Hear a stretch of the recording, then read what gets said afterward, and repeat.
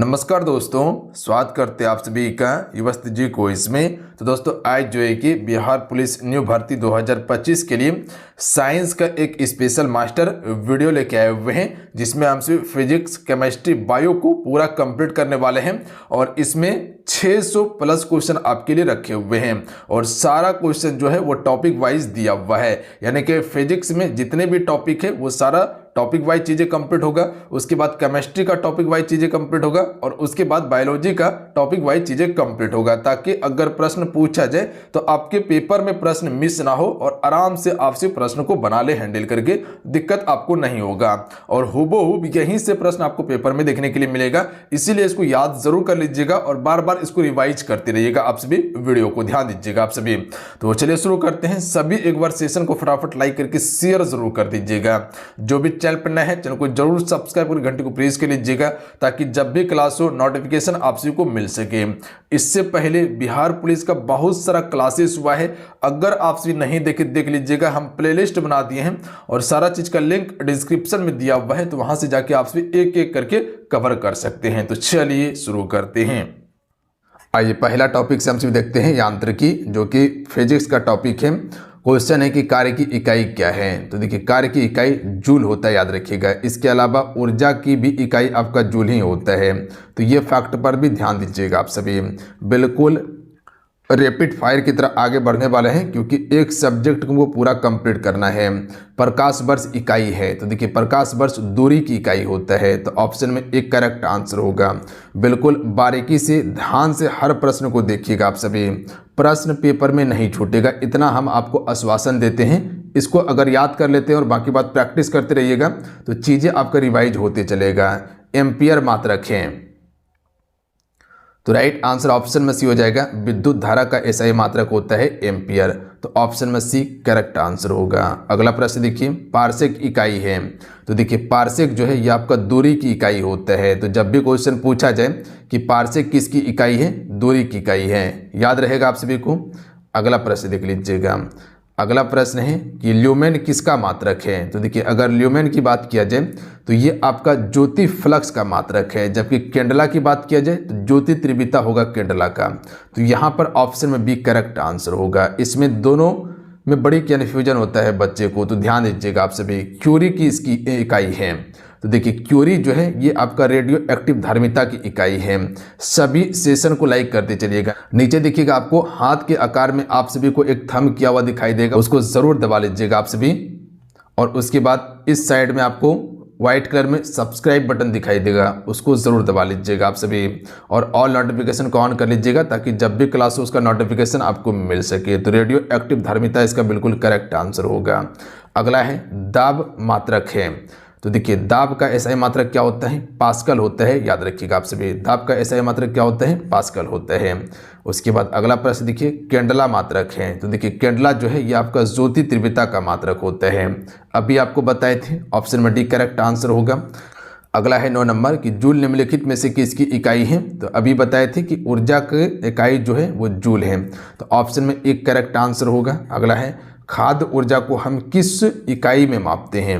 तो देखिए खाद्य ऊर्जा को हम सभी किस में मापते हैं, कैलोरी में मापते हैं। ऑप्शन में ए राइट आंसर होगा। और बिल्कुल थोड़ा हम फास्ट चलने वाले हैं, तो बिल्कुल ध्यान से आपको देखना है और प्रश्न को रिपीट करते चलना है आप सभी को, ताकि चीज़ें आपको याद हो। मेन पर्पस है कि प्रश्न याद होना चाहिए, चाहे जैसे भी याद कीजिए आप। और हम आपको बार बार कहते हैं कि जिस दिन प्रश्न आपको याद करने का क्षमता आ गया तो समझ लीजिए उस दिन सिलेक्शन आप ही का होने वाला है। तो दबा के प्रश्न को याद कीजिए आप सभी, जितना मेहनत कर सकते हैं। मेहनत करने में कोई कसर मत छोड़िए, भरदम मेहनत कीजिए आप सभी। मेहनत क्या करना है, जैसे थ्योरी पढ़े ऑब्जेक्टिव बनाइए, ऑब्जेक्टिव बना के प्रश्न याद कीजिए आप सभी, तभी आपका बेहतरीन कॉन्सेप्ट क्लियर होगा। विद्युत का मात्रा की इकाई क्या है। तो राइट आंसर हो जाएगा एम्पियर, याद रखिएगा। विद्युत मात्रा की इकाई क्या होता है, एम्पियर होता है। अगला क्वेश्चन देख लीजिएगा, एसआई पद्धति में लेंस की शक्ति की इकाई क्या है। तो देखिए लेंस की शक्ति की इकाई की बात किया जाए तो डायोप्टर होता है, याद रखिएगा आप सभी। अगला क्वेश्चन देख लीजिएगा। क्वेश्चन है कि डेसिबल किसे मापने के लिए प्रयोग करते हैं या किया जाता है।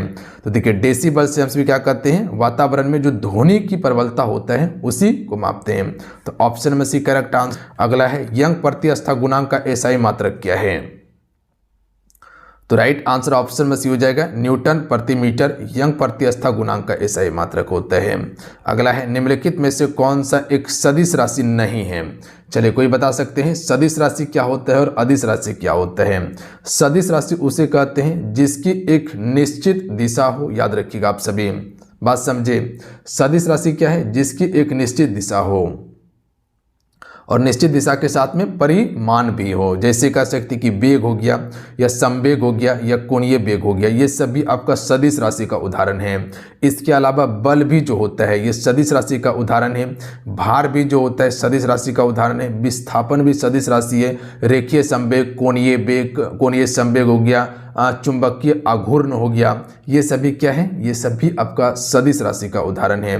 जबकि द्रव्यमान जो है ये आपका अदिश राशि है।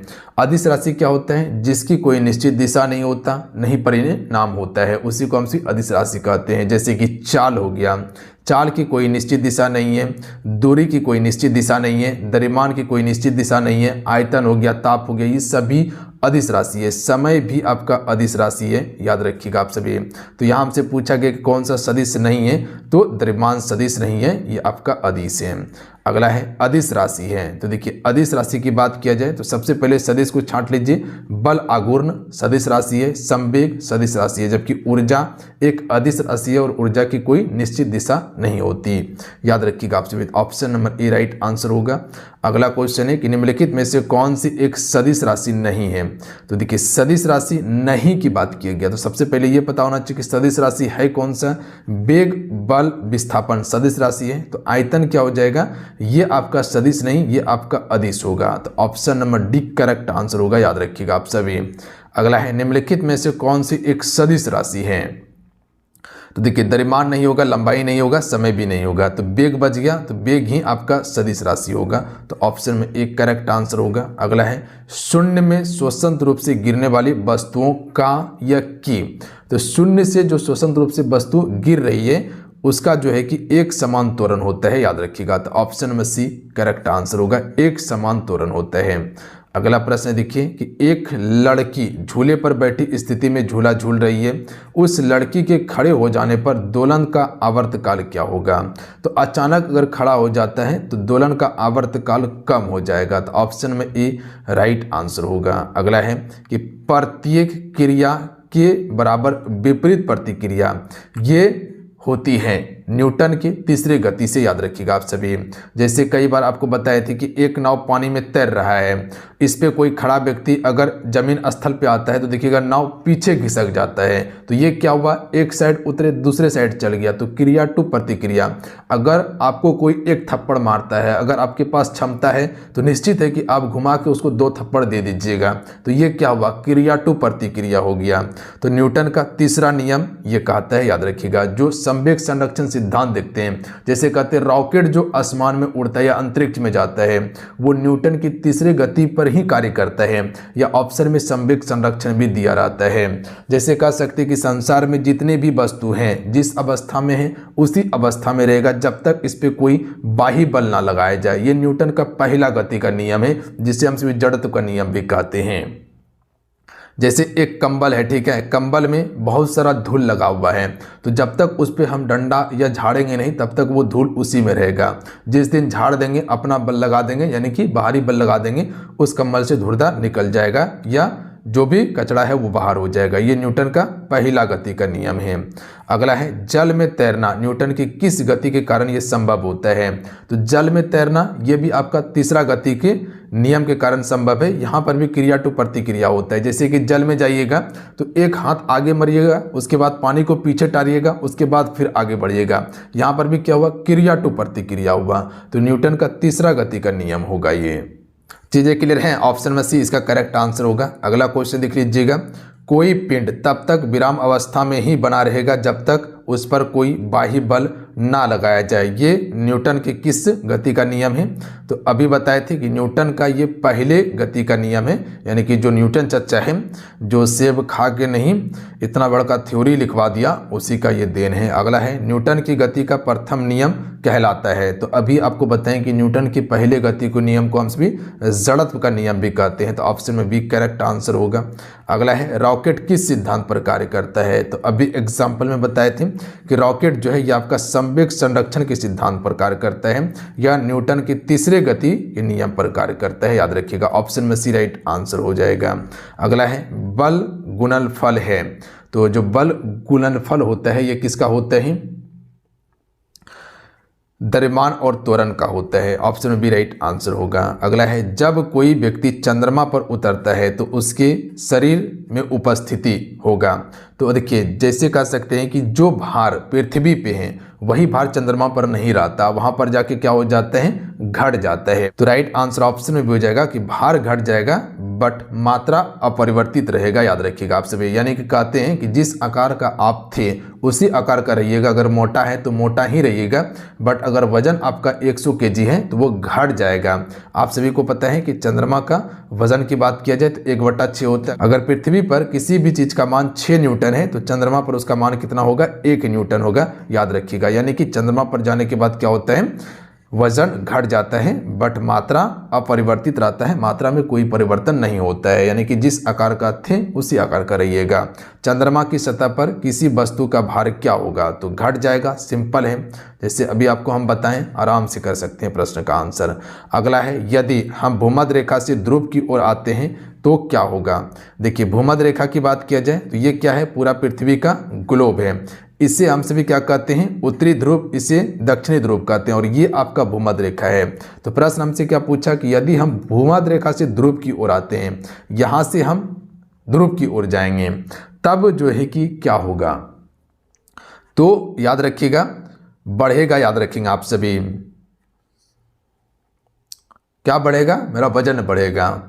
ऑप्शन में एक करेक्ट आंसर हो जाएगा। भूमध्य रेखा से ध्रुव की ओर जाने पर वजन बढ़ता है और ध्रुव से भूमध्य रेखा की ओर आने पर वजन घटता है। एक अंतरिक्ष यात्री पृथ्वी की तुलना में चंद्रमा पर अधिक ऊंची छलांग लगा सकता है, ऐसा क्यों? तो राइट आंसर ऑप्शन में सी हो जाएगा। ध्यान दीजिएगा आप सभी, चंद्रमा तल पर गुरुत्वाकर्षण बल पृथ्वी की तुलना में अत्यल्प है, यानी कि नहीं के बराबर है गुरुत्वाकर्षण वहां पे। इसी कारण से क्या है कि यहाँ पर आप जैसे छलांग लगाते हैं तो गुरुत्व के कारण पृथ्वी आपको क्या करता है? नीचे खींच लेता है, बट चंद्रमा पर गुरुत्वाकर्षण ना के बराबर है। तो वहां पर जैसे छलांग लगाइएगा तो थोड़ा ज़्यादा ऊपर वहां पर चल जाइएगा, 2 गुना 3 गुना 4 गुना बेसी चल जाइएगा, क्योंकि वहां पर गुरुत्व नहीं है। तो गुरुत्व नहीं है तो काम क्या करेगा? आप पे कुछ नहीं करेगा, उड़ने लगेगा ऊपर। पहाड़ पर चढ़ता एक व्यक्ति आगे की ओर झुकता है, क्यों? जैसे कि पहाड़ पर, जैसे ये पहाड़ देखिए, इस पर कोई व्यक्ति चढ़ता है तो आगे झुक कर चढ़ता है। ऐसा क्यों झुक कर चढ़ता है पता है आप सभी को? वो अपना गुरुत्व को मेंटेन करके रखता है ताकि हम पीछे की ओर ना गिरें। तो राइट आंसर क्या हो जाएगा? ऑप्शन नंबर इसका डी करेक्ट आंसर होगा। अस्थायित्व को बढ़ाने के लिए, अस्थायित्व को बढ़ाने के लिए यानी कि गुरुत्व को मेंटेन करने के लिए रखता है। अगर वहीं पहाड़ पर से अगर वो नीचे उतरना होगा तो याद रखिएगा वो क्या करेगा? पीछे की ओर सिर करके उतरेगा ताकि आगे हम ना घड़कें। तो ध्यान दीजिएगा, वो क्या होता है? गुरुत्व को मेंटेन करना पड़ता है। अगला क्वेश्चन देख लीजिएगा कि जाड़ों की रात में अत्यधिक ठंडा पड़ने पर पानी के पाइप फट जाते हैं, क्योंकि? जाड़े की रात में अत्यधिक ठंड पड़ने पर क्या होता है? पानी की पाइप फट जाती है, क्योंकि पानी क्या होता है? जमने के बाद उसका आयतन बढ़ता है। पानी जमने के बाद क्या होता है? उसका आयतन बढ़ता है। तो ऑप्शन नंबर इसका क्या हो जाएगा? सी करेक्ट आंसर होगा कि जमने के बाद पानी का आयतन बढ़ जाता है। ऑप्शन में सी राइट आंसर होगा। इसीलिए कभी भी बोतल में देखिएगा तो पानी रखा जाता है और जमाया जाता है तो हमेशा कम पानी रखा जाता है। अगर पूरा बोतल में पानी रख के उसको जमा दीजिएगा तो बोतल फट जाएगा।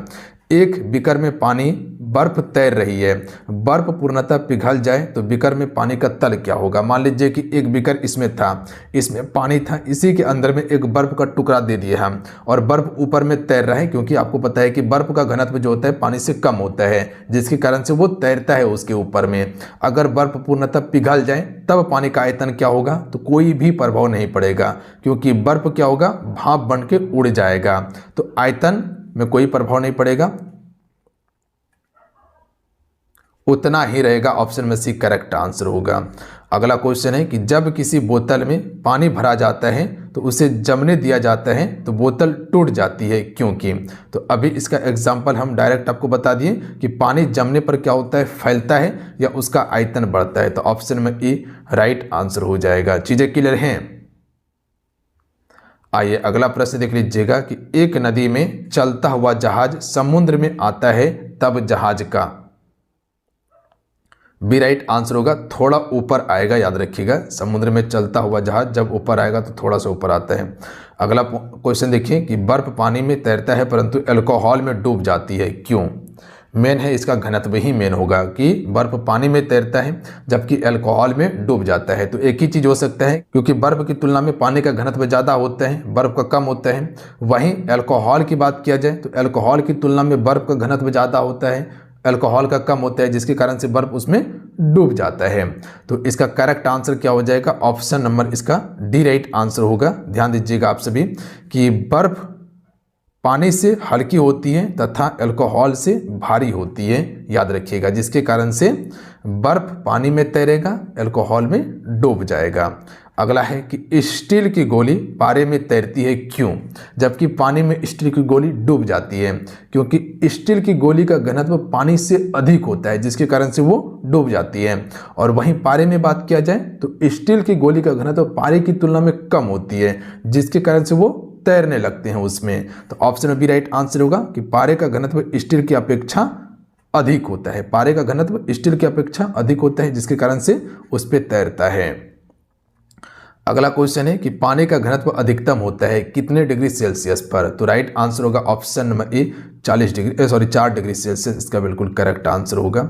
अगला क्वेश्चन देख लीजिएगा कि वस्तु की मात्रा बदलने पर अपरिवर्तित रहता है, तो अपरिवर्तित इसका घनत्व रहता है। तो ऑप्शन में डी राइट आंसर होगा।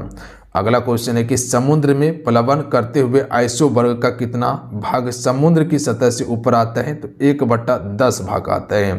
तो बी राइट आंसर होगा। सभी सेशन को लाइक जरूर करते चलिएगा जितने भी हैं। सबसे पहले सेशन को लाइक कीजिए, उसके बाद फिर हम सभी आगे बढ़ेंगे।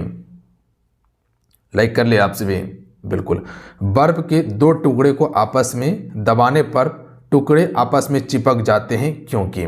जब 2 टुकड़ा लीजिएगा बर्फ का और उसके बाद आपस में उसको दबाइएगा तो देखिएगा चिपक जाता है। क्यों चिपकता है, क्योंकि दाब अधिक होने से बर्फ का गलनांक घट जाता है, जिसके कारण से वो चिपक जाता है। तो ऑप्शन में ए राइट आंसर होगा। अगला प्रश्न है कि हवाई जहाज में फाउंटेन पेन से स्याही बाहर निकल आती है, क्योंकि।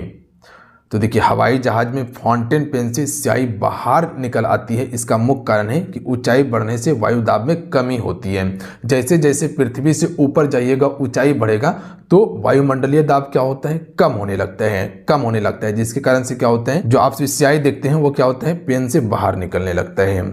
अगला क्वेश्चन देख लीजिएगा, प्रेशर कुकर में खाना जल्द पकता है, क्योंकि। तो डी इसका राइट आंसर हो जाएगा कि इसमें पानी का घनत्व बढ़ जाता है और कम ही तापमान पर जल्दी से उबलना शुरू कर देता है। तो ऑप्शन में डी राइट आंसर होगा। अगला क्वेश्चन देख लीजिएगा कि वायु दाब मापी की रीडिंग में अचानक गिरावट, यह बात संकेत करता है कि मौसम अभी। देखिए वायु दाब मापी में अचानक अगर गिरावट हो तो ये हमें संकेत बताता है कि तूफानी मौसम आने वाला है। क्या आने वाला है, तूफानी मौसम आने वाला है। अगला क्वेश्चन है कि सूर्य पर ऊर्जा का निर्माण होता है। तो देखिए सूर्य पर ऊर्जा का निर्माण जो होता है नाभिकीय संलयन के द्वारा होता है। याद रखिएगा हाइड्रोजन और हीलियम का मिश्रण है। तो ऑप्शन में यहाँ बी करेक्ट आंसर होगा, नाभिकीय संलयन। अगला क्वेश्चन देख लीजिएगा कि दूध से क्रीम निकालने में कौन सा बल लगता है। तो राइट आंसर होगा अपकेंद्रीय बल लगता है दूध से क्रीम निकालने में, याद रहेगा। अगला प्रश्न पर ध्यान दीजिएगा आप सभी कि वॉशिंग मशीन का कार्य सिद्धांत है।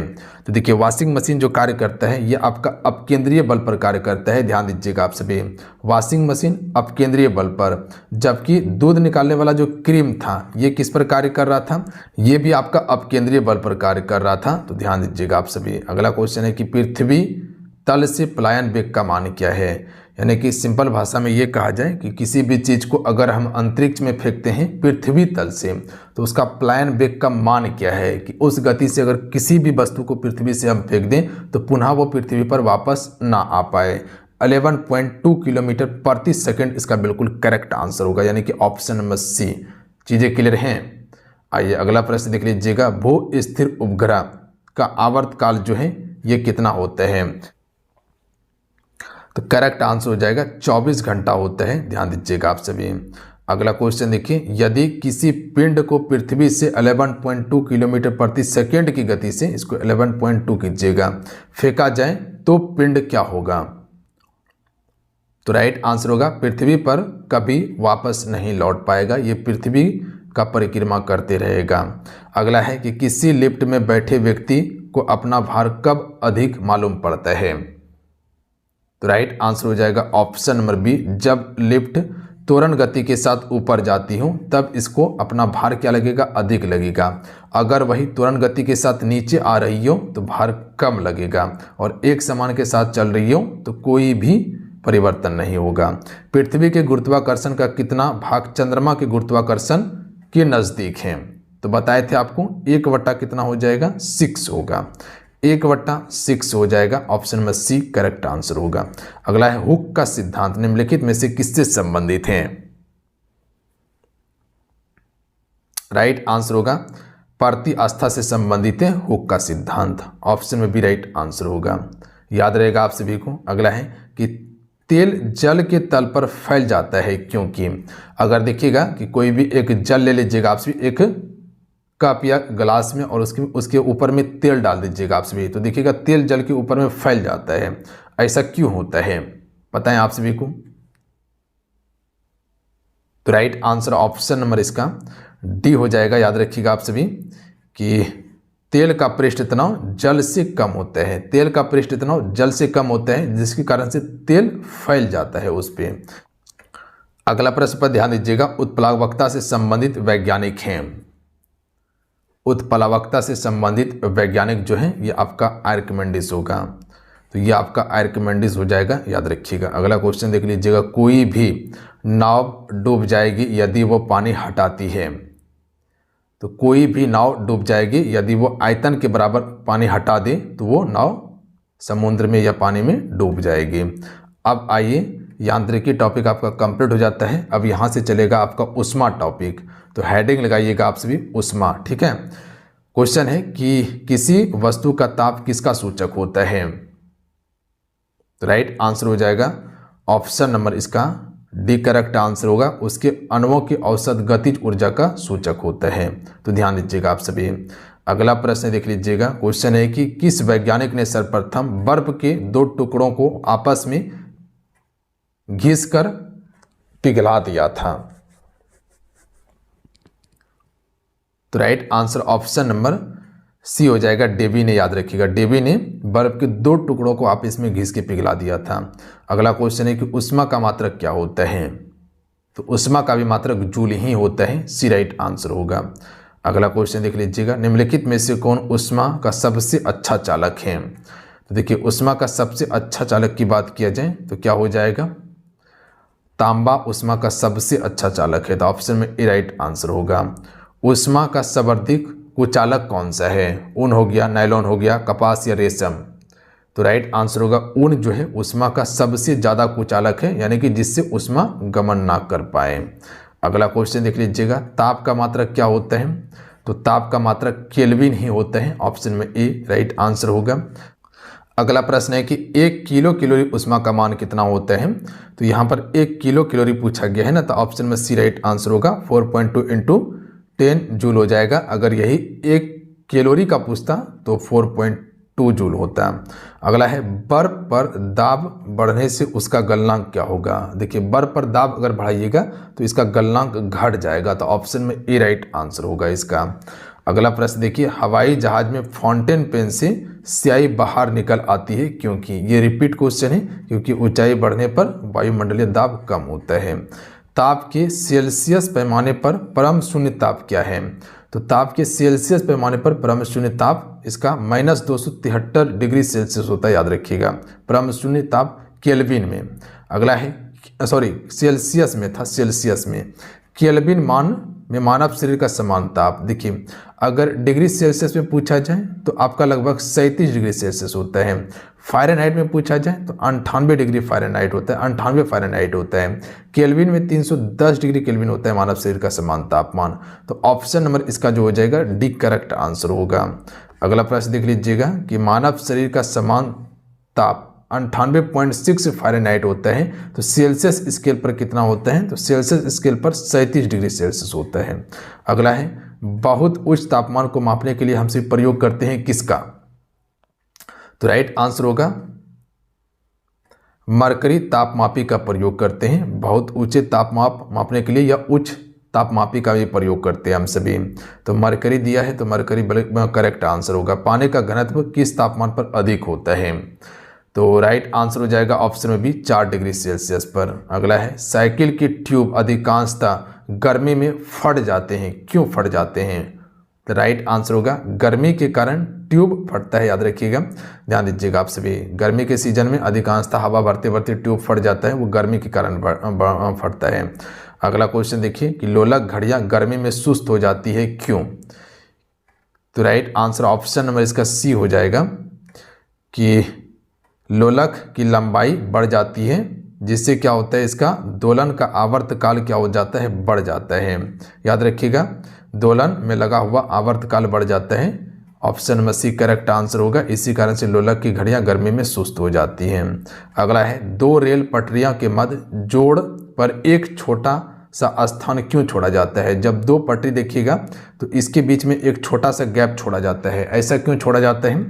तो राइट आंसर ऑप्शन में भी हो जाएगा क्योंकि धातु गर्म करने पर फैलती है तथा ठंडे होने पर संकुचित होती है।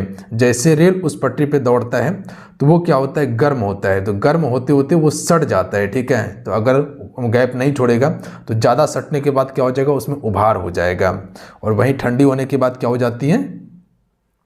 संकुचित हो जाती है।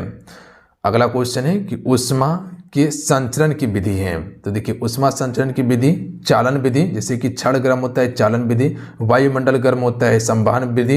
याद रखिएगा जो सूर्य का ऊष्मा जो पृथ्वी पे आता है वो आपका विकिरण की विधि।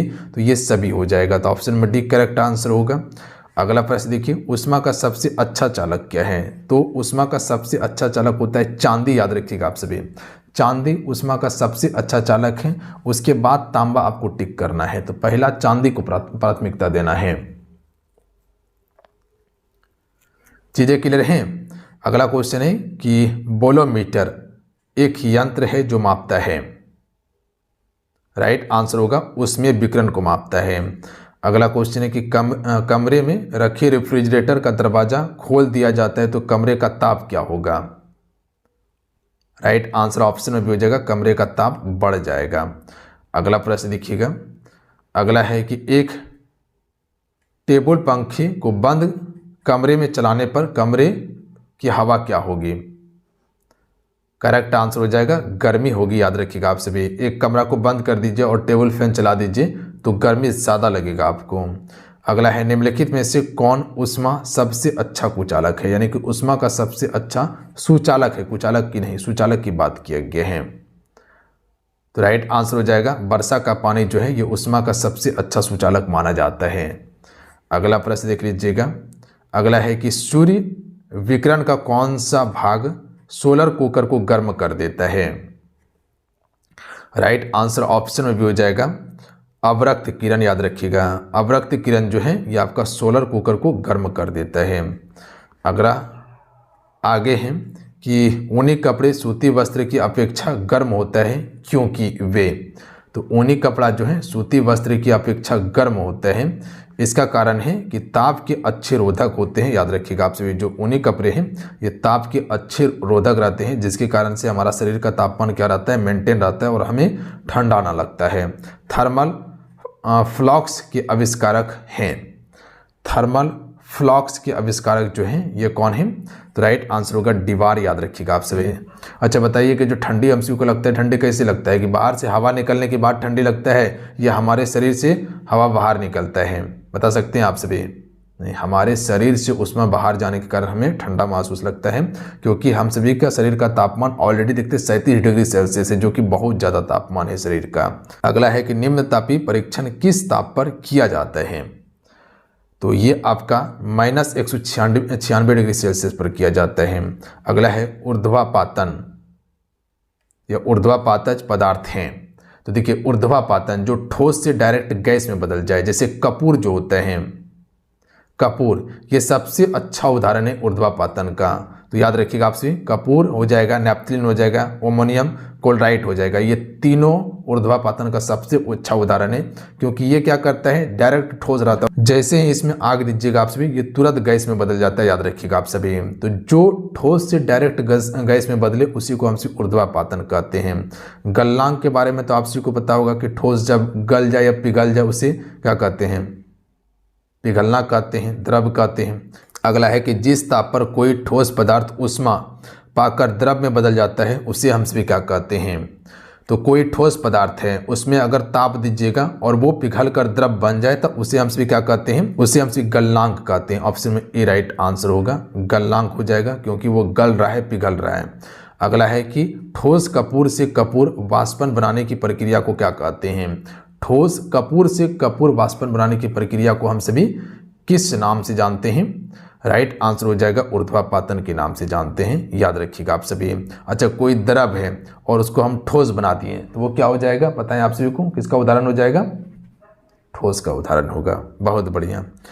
अगला क्वेश्चन देख लीजिएगा। अच्छा, वाष्पीकरण क्या होता है? कि कोई भी द्रव था और डायरेक्ट वो भाप में बदल गया, द्रव भाप में बदल गया तो वो क्या हो गया? वाष्पन हो गया। पानी से भरे गिलास में बर्फ का एक टुकड़ा तैर रहा है, टुकड़ा पिघल जाने से गिलास में पानी का आयतन क्या होगा? तो कोई परिभाव नहीं पड़ेगा, अपरिवर्तित रहता है। तो ऑप्शन में सी राइट आंसर होगा, बर्फ पिघले या कुछ भी हो, क्योंकि बर्फ पिघलने के बाद उड़ जाता है। रेफ्रिजरेटर में थर्मोस्टेट का क्या कार्य है? तो एक समान तापमान को बनाए रखता है, रेफ्रिजरेटर में थर्मोस्टेट समान तापमान बनाए रखता है। अगला है सूर्य की सतह का ताप होता है। तो देखिए सूर्य की सतह की ताप की बात यहाँ पर किया गया है, तो 6000 डिग्री केल्विन होता है। सौर ऊर्जा को सीधे विद्युत ऊर्जा में बदलता है। जो सौर ऊर्जा है, जो सूर्य से हम सभी किरण लेते हैं और उसको विद्युत में बदल देते हैं, इसका कार्य कौन करता है? सौर सेल करता है, याद रखिएगा आप सभी, बात समझे, सौर सेल करता है। जैसे यांत्रिक ऊर्जा को विद्युत ऊर्जा में बदलने का कार्य कौन करता है? जनरेटर करता है। विद्युत ऊर्जा को यांत्रिक ऊर्जा में बदलने का कार्य कौन करता है? मोटर करता है। उसी प्रकार से रासायनिक ऊर्जा को विद्युत ऊर्जा में बदलने का कार्य कौन करता है? विद्युत सेल करता है। तो यहाँ पर correct answer option number A हो जाएगा। चीजें क्लियर हैं? आइए अगला प्रश्न देख लीजिएगा। केल्विन पैमाने में हिमांक को 273 डिग्री केल्विन एवं भाप बिंदु डैश पर अंकित किया जाता है। हिमांक को 273 डिग्री केल्विन तो भाप को अंकित किया जाता है। तो राइट आंसर ऑप्शन में हो जाएगा 373 डिग्री पर किया जाता है, याद रखिएगा आप सभी। यानी कि हिमांक मतलब क्या हो? गलन बिंदु, यानी कि जमाव बिंदु 273 डिग्री केल्विन है, तो वहीं पर भाप बिंदु यानी कि वो पूरा तापमान के साथ में भाप बन के उड़ना शुरू कर दे तो वो आपका क्या हो जाएगा? 373 डिग्री केल्विन होगा। अब यहाँ से देखिए ऊष्मा कंप्लीट हो चुका है। अब आगे आप सभी का शुरू होगा ध्वनि यानी कि साउंड शुरू होगा। तो आपसे हेडिंग लगाइएगा साउंड का। पहला प्रश्न है कि अवस्रव तरंगों की आवृत्ति होती है। तो देखिए अवस्रव तरंगों की आवृत्ति 20 हर्ट्ज से कम होती है, याद रखिएगा आप सभी। अगला क्वेश्चन देख लीजिएगा। चमगादड़ अंधेरे में उड़ते हैं क्योंकि? चमगादड़ अंधेरे में उड़ते हैं, क्यों उड़ते हैं? राइट आंसर ऑप्शन में हो जाएगा चमगादड़ प्रासरव तरंगों कि उत्पन्न करके उसकी सहायता से उड़ते हैं। तो चमगादड़ प्रासरव तरंगे उत्पन्न करके उसकी सहायता से रात में ये उड़ पाते हैं, ध्यान दीजिएगा। इसको दिखाई नहीं देता है, प्रासरव तरंग छोड़ते हैं और वही जैसे रास्ता में अगर कोई भी चीज़ आया तो समझ जाता है कि आगे कुछ है खतरा, और जैसे पार हो गया तो समझ लीजिए कोई खतरा नहीं है, तो वो प्रासरव तरंग की मदद से वो अपना रास्ता साफ कर लेता है। ध्वनि तरंगे नहीं चल सकती। तो ध्वनि तरंगे निर्वात में नहीं चल सकती है, याद रखिएगा आप सभी। ध्वनि तरंगे सबसे अधिक ठोस में गमन करती है या स्टील में। अगला है ध्वनि तरंगों की अधिकतम चाल किस में होती है, तो इस्पात या ठोस कह सकते हैं आप सभी, या स्टील भी दिया रहता है। निर्वात में सिर्फ प्रकाश की चाल अधिक होता है, तो निर्वात इसका नहीं होगा। अगला है वायु में ध्वनि का वेग लगभग होता है, तो करेक्ट आंसर हो जाएगा ऑप्शन में ए 330 मीटर प्रति सेकंड वायु में ध्वनि का वेग होता है। मैक अंकों का प्रयोग वेग के संबंध में किया जाता है, तो राइट आंसर हो जाएगा ऑप्शन सी वायुयान के। अगला है डेसिबल है, तो डेसिबल ध्वनि अस्त्र की मापने की इकाई है डेसिबल, तो option number C correct answer होगा। अगला प्रश्न पर ध्यान दीजिएगा, साधारण बातचीत की ध्वनि की तीव्रता होती है, तो राइट आंसर होगा ऑप्शन में बी 30 से 40 डेसिबल होती है। अगला क्वेश्चन है कि स्त्रियों की आवाज़ पुरुषों की अपेक्षा पतली होती है क्योंकि स्त्रियों की आवाज़ में होती है। राइट आंसर ऑप्शन में हो जाएगा इसकी आवृत्ति अधिक होती है, इसी कारण से हमें आवाज़ इसका पतला सुनाई आपको देता है और पुरुषों का मोटा आवाज़ सुनाई देता है। ध्वनि तीव्रता की डेसिबल में अधिकतम सीमा उसके ऊपर व्यक्ति नहीं सुन सकता।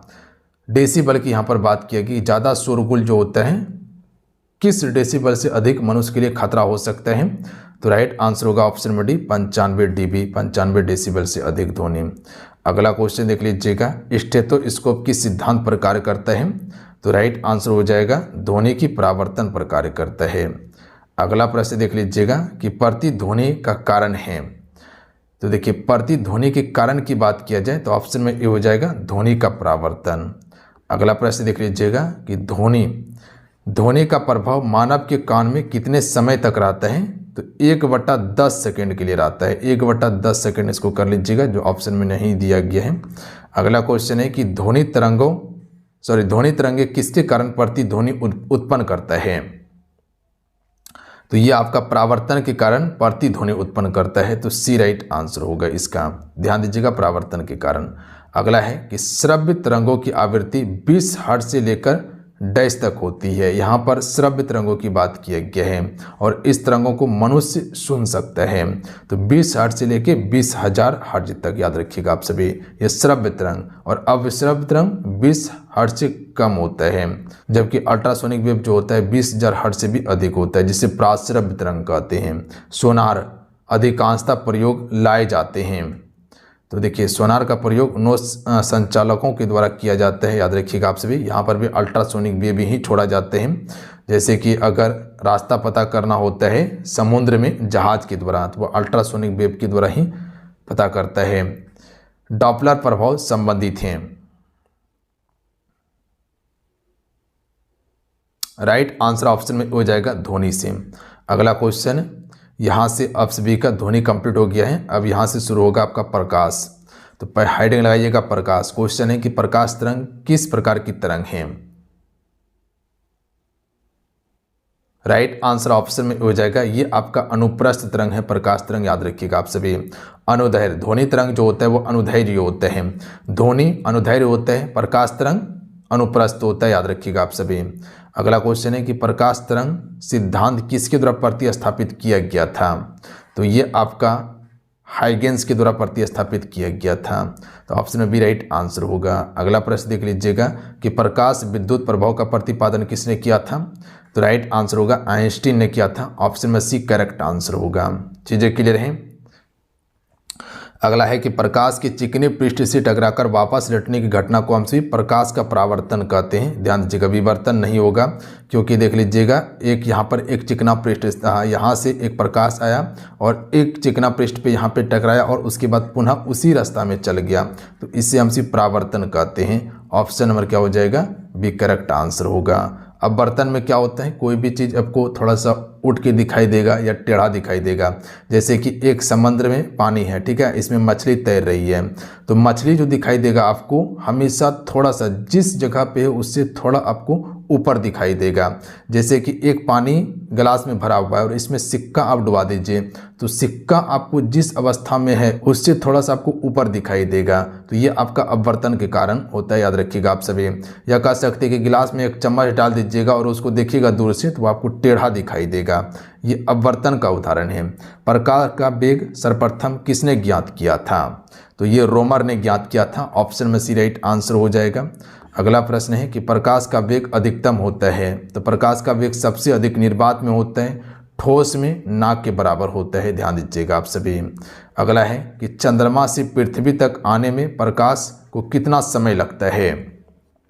तो देखिए, चंद्रमा से पृथ्वी तक बात किया गया है तो 1.3 सेकंड होगा। याद रखिएगा आप सभी, चंद्रमा से पृथ्वी की बात किया गया है, या सूर्य से पृथ्वी की बात नहीं हुआ है। सूर्य से पृथ्वी की बात करता है तो 8 मिनट 20 सेकंड लगता है। कितना? 8 मिनट 20 सेकंड का समय लगता है। तो सी यहाँ राइट आंसर होगा। अगला प्रश्न देख लीजिएगा कि सूर्य के प्रकाश को धरती तक पहुंचने में कितना समय लगता है? तो यह आपका 8 मिनट 30 सेकंड, या ऑप्शन में 8 मिनट 20 सेकंड है, तो वो भी आपको टिक करना है। ध्यान दीजिएगा आप सभी। तो 8 मिनट के अप्रॉक्स में आपको याद रखना है। अगला है प्रकाश की गति है 3 × 10⁸ मीटर प्रति सेकंड होगा। याद रखिएगा, 3 × 10⁸ मीटर प्रति सेकंड। अगला है सूर्य ग्रहण के समय सूर्य का कौन सा भाग दिखाई देता है? राइट आंसर हो जाएगा क्रिएटे, जिसे कोरोना कहा जाता है, यही दिखाई देता है। अगला है जब प्रकाश की किरण विरल माध्यम से सघन माध्यम में जाती है तब क्या होगा? विरल से सघन में आए तब क्या होगा? तो याद रखिएगा अभिलंब की ओर झुक जाती है। मान लीजिए कि यहाँ से प्रकाश आया और उसके बाद जो है कि यानी विरल से आया सघन में, तो यहाँ देखिएगा तो अभिलंब, ये जो होता है ये अभिलंब होता है, तो अभिलंब की ओर झुक जाता है। तो बी करेक्ट आंसर होगा। अगला क्वेश्चन देख लीजिएगा, पेट अथवा शरीर के अन्य आंतरिक अंगों के अन्वेषण के लिए प्रयुक्त तकनीकी एंडोस्कोपी आधारित है। किस पे? तो एंडोस्कोपी जो होता है ये पूर्ण आंतरिक परावर्तन पर कार्य करता है। किस पे? पूर्ण आंतरिक परावर्तन पे कार्य करता है। तो ऑप्शन में ए राइट आंसर हो जाएगा। याद रखिएगा आप सभी, जो आपसे ऑप्टिकल फाइबर जो देखते हैं वो भी पूर्ण आंतरिक परावर्तन पर कार्य करता है। जो रेगिस्तान में मृग मरीचिका जो चमकता है, ध्यान दीजिएगा, वो भी पूर्ण आंतरिक परावर्तन पर कार्य करता है। हीरे चमकदार दिखाई देता है किस कारण से? तो ये भी आपका पूर्ण आंतरिक परावर्तन के कारण ही दिखाई देता है।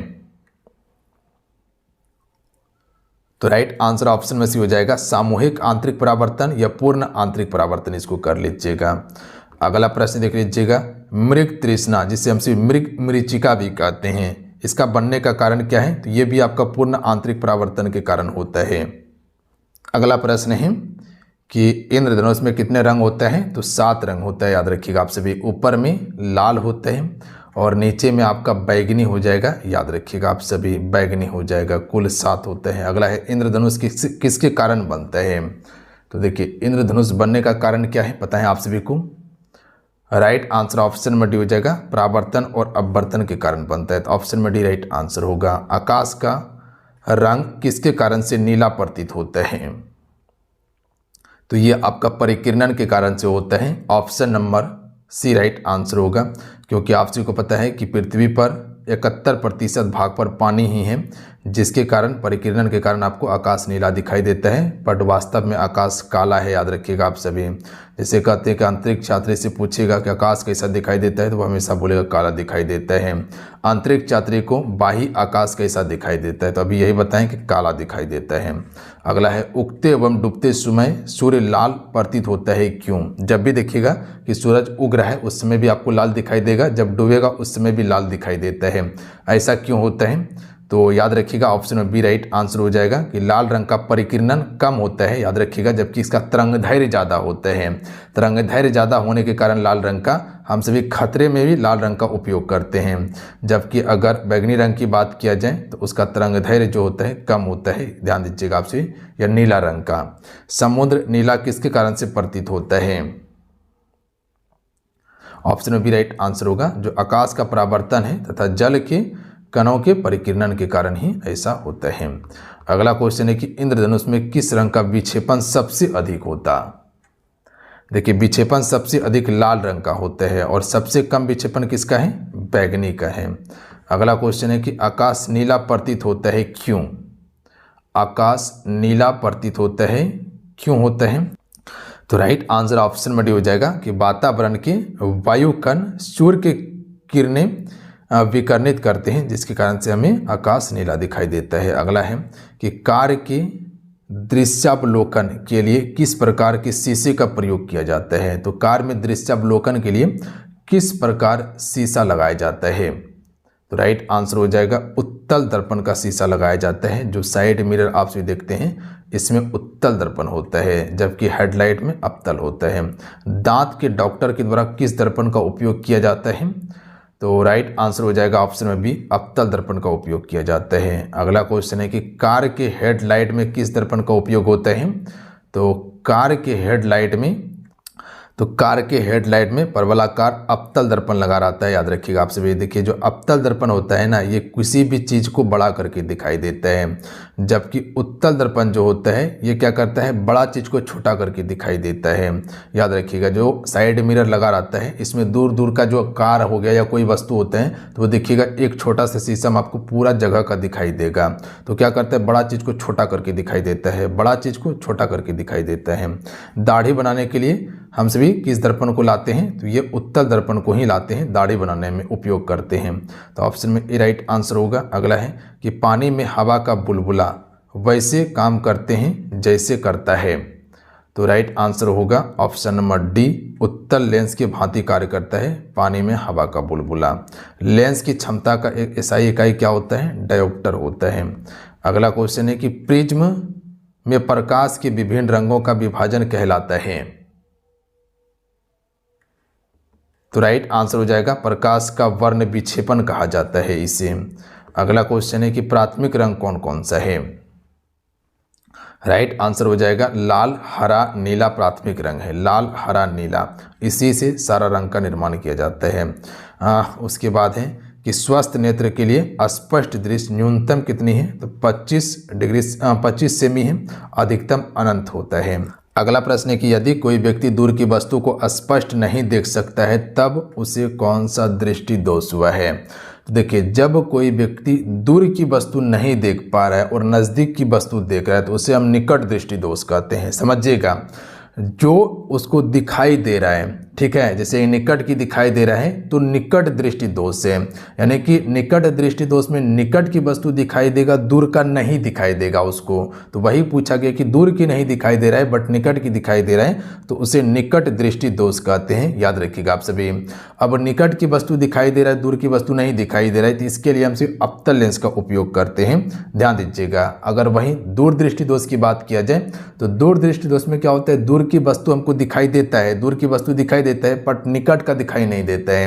अब निकट की वस्तु देखने के लिए उत्तल लेंस का उपयोग करते हैं, जबकि दूर की वस्तु को देखने के लिए अवतल लेंस लगाया जाता है। बात समझे? जोन सा दोष है, जैसे निकट है तो निकट में दिखाई देगा निकट का, दूर का नहीं दिखाई देगा। दूर दृष्टि दोष है तो दूर का वस्तु दिखाई देगा, निकट का नहीं दिखाई देगा। तो निकट का नहीं दिखाई दे रहा है तो निकट का निवारण करने के लिए उत्तल लेंस का उपयोग करेंगे। दूर का अगर नहीं दिखाई दे रहा है तो उसके लिए अवतल लेंस लगाएंगे। निकट दृष्टि दोष से पीड़ित व्यक्ति के चश्मे का प्रयोग होता है। तो निकट दृष्टि दोष में निकट की वस्तु दिखाई देगा उसको, दूर का नहीं दिखाई देगा, तो उसके लिए हम सभी अवतल लेंस का उपयोग करते हैं। तो ऑप्शन में सी राइट आंसर होगा इसका। अगला है कि दूर दृष्टि दोष से पीड़ित व्यक्ति कि चश्मे का लेंस का प्रयोग होता है। तो यहाँ दूर दृष्टि पूछा गया, हाइड्रोमाइपिया पूछा गया है, तो इसमें दूर का वस्तु दिखाई देगा, निकट का नहीं दिखाई देगा। तो निकट की वस्तु देखने के लिए उत्तल लेंस का प्रयोग करते हैं। तो ऑप्शन में एक करेक्ट आंसर होगा इसका। अगला प्रश्न देख लीजिएगा, वर्णधनता को किस लेंस से दूर किया जाता है? देखिए वर्णधनता की बात किया जाए तो इसमें से कोई भी नहीं होगा। वर्णधनता किसी से भी दूर नहीं होता है और ये आपका जो होता है ये खानदानी चलते आता है। याद रखिएगा आप सभी। अगर आपके दादा को है तो आपके पिता को भी होगा, अगर आपके पिता को है तो आपके भाई या आपको भी होगा। तो ये वर्णधनता खानदानी चलता है, याद रखिएगा आप सभी। तो इसका उपचार नहीं है। अगला क्वेश्चन देख लीजिएगा आप सभी कि जड़ा दृष्टि दोष के उपचार के लिए प्रयोग करते हैं। तो राइट आंसर ऑप्शन नंबर इसका डी हो जाएगा, बाई फोकल लेंस का प्रयोग करते हैं जड़ा दृष्टि दोष में। अगला है मायोपिया से तात्पर्य है। मायोपिया यानी कि निकट दृष्टि दोष, याद रखिएगा मायोपिया से तात्पर्य है। ऑप्शन में बी राइट आंसर होगा। हाइड्रोमायोपिया यानी कि दूर दृष्टि दोष। तो यही क्वेश्चन है कि हाइड्रोमायोपिया से तात्पर्य है दूर दृष्टि दोष। अगला क्वेश्चन है कि दूरबीन का आविष्कार किसने किया था? गैलीलियो ने किया था। अगला प्रश्न है पानी से भरे तालाब की गहराई किस कारण कम दिखाई देती है? तो राइट आंसर हो जाएगा अपवर्तन के कारण कम दिखाई देती हैं। अगला क्वेश्चन देख लीजिएगा कि तारे टिमटिमाते हैं किस कारण से? राइट आंसर हो जाएगा ध्रुवीकरण के कारण से तारे टिमटिमाते हुए हमें नजर आते हैं। अब आइए हम सभी देखते हैं विद्युत को। इससे पहले प्रकाश को देख रहे थे, अब विद्युत को कंप्लीट कर लेते हैं। देखिए, दो विद्युत आवेश के बीच लगने वाले बल संबंधित हैं। राइट आंसर हो जाएगा ये कूलाम का नियम है कि दो आवेश के बीच लगने वाले बल जो संबंधित हैं ये कूलाम का नियम है। अगला क्वेश्चन है कि निम्न में से कौन सा पदार्थ विद्युत का सबसे अच्छा चालक है? तो चांदी सबसे अच्छा चालक होता है। चांदी महंगा होने के कारण हमसे बिजली में प्रयोग नहीं करते हैं, तांबा का प्रयोग करते हैं। बिजली का कार्य बनाने के लिए व्यक्ति रबड़ के दस्ताने पहनते हैं, क्योंकि जो बिजली का कोई भी कार्य करते हैं तो देखिएगा व्यक्ति रबड़ के दस्ताने पहनते हैं। क्यों? क्योंकि रबड़ विद्युत का कुचालक होता है। तो ऑप्शन में ए राइट आंसर हो जाएगा। अगला क्वेश्चन देख लीजिएगा, एक आदर्श वोल्ट मीटर का प्रतिरोध क्या होता है? तो राइट आंसर होगा अनंत होता है। अगला प्रश्न है कि प्रतिरोध का मात्रक क्या है? तो राइट आंसर हो जाएगा ओम प्रतिरोध का मात्रक होता है। विशिष्ट प्रतिरोध का एसआई मात्रक क्या है? तो राइट आंसर हो जाएगा ओम मीटर हो जाएगा। विशिष्ट प्रतिरोध का मात्रक ओम मीटर होगा। शुष्क सेल हैं, तो राइट आंसर हो जाएगा प्राथमिक सेल होता है शुष्क सेल। अगला प्रश्न है फैराडे का नियम संबंधित है। तो राइट आंसर हो जाएगा विद्युत अपघटन से संबंधित है फैराडे का नियम। अगला प्रश्न है कि फ्यूज का सिद्धांत आधारित है, फ्यूज का सिद्धांत संबंधित है किससे? तो राइट आंसर हो जाएगा विद्युत का ऊष्मीय प्रभाव से संबंधित है फ्यूज का सिद्धांत। अगला प्रश्न है कि बिजली के बल्ब का फिलामेंट जो है ये किसका बना होता है? तो टंगस्टन का बना होता है, याद रखिएगा आपसे, बिजली के बल्ब का फिलामेंट। अगला क्वेश्चन है कि ट्यूबलाइट में व्यय ऊर्जा का लगभग कितना प्रतिशत प्रकाश में परावर्तित होता है? जो ट्यूबलाइट में है इसमें व्यय जो ऊर्जा दिया जाता है कितना प्रतिशत प्रकाश में परावर्तित होता है, यानी कि प्रकाश हमको देता है? तो राइट आंसर होगा 60 से 70%। बाकी बात जो आपका 30% है वो बर्बाद हो जाता है। किलोवाट घंटा किसका इकाई है? ऊर्जा का इकाई हो जाएगा ऑप्शन में ए। अगला क्वेश्चन देख लीजिएगा, तड़ित चाल बनाए जाते हैं तो तांबे से बनाए जाते हैं, जो कि बेंजामिन फ्रैंकलिन ने इसका आविष्कार किया था। अब आइए चुंबकत्व को हम सभी देखते हैं। क्वेश्चन है, टॉपिक लगाइएगा आप सभी, हेडिंग चुंबकत्व। चुंबक क्षेत्र का मात्रा होता है।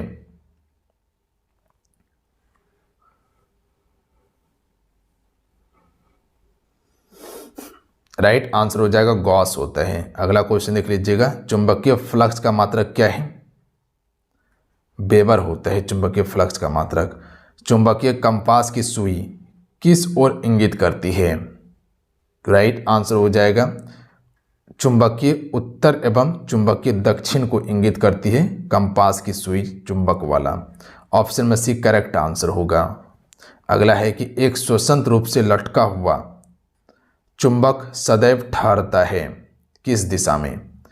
तो राइट आंसर हो जाएगा उत्तर से दक्षिण दिशा में ठहरता है सदैव, याद रखिएगा उत्तर से दक्षिण में। चुंबकीय सुई किस तरफ संकेत करती है? तो देखिए चुंबकीय सुई जो है ये आपका उत्तर की ओर संकेत करती है। ऑप्शन में सी राइट आंसर होगा उत्तर की ओर। अगला प्रश्न देख लीजिएगा कि फ्लेमिंग के बाएं हाथ का नियम दर्शाता है या बताता है। फ्लेमिंग के बाएं हाथ के नियम की बात किया गया है।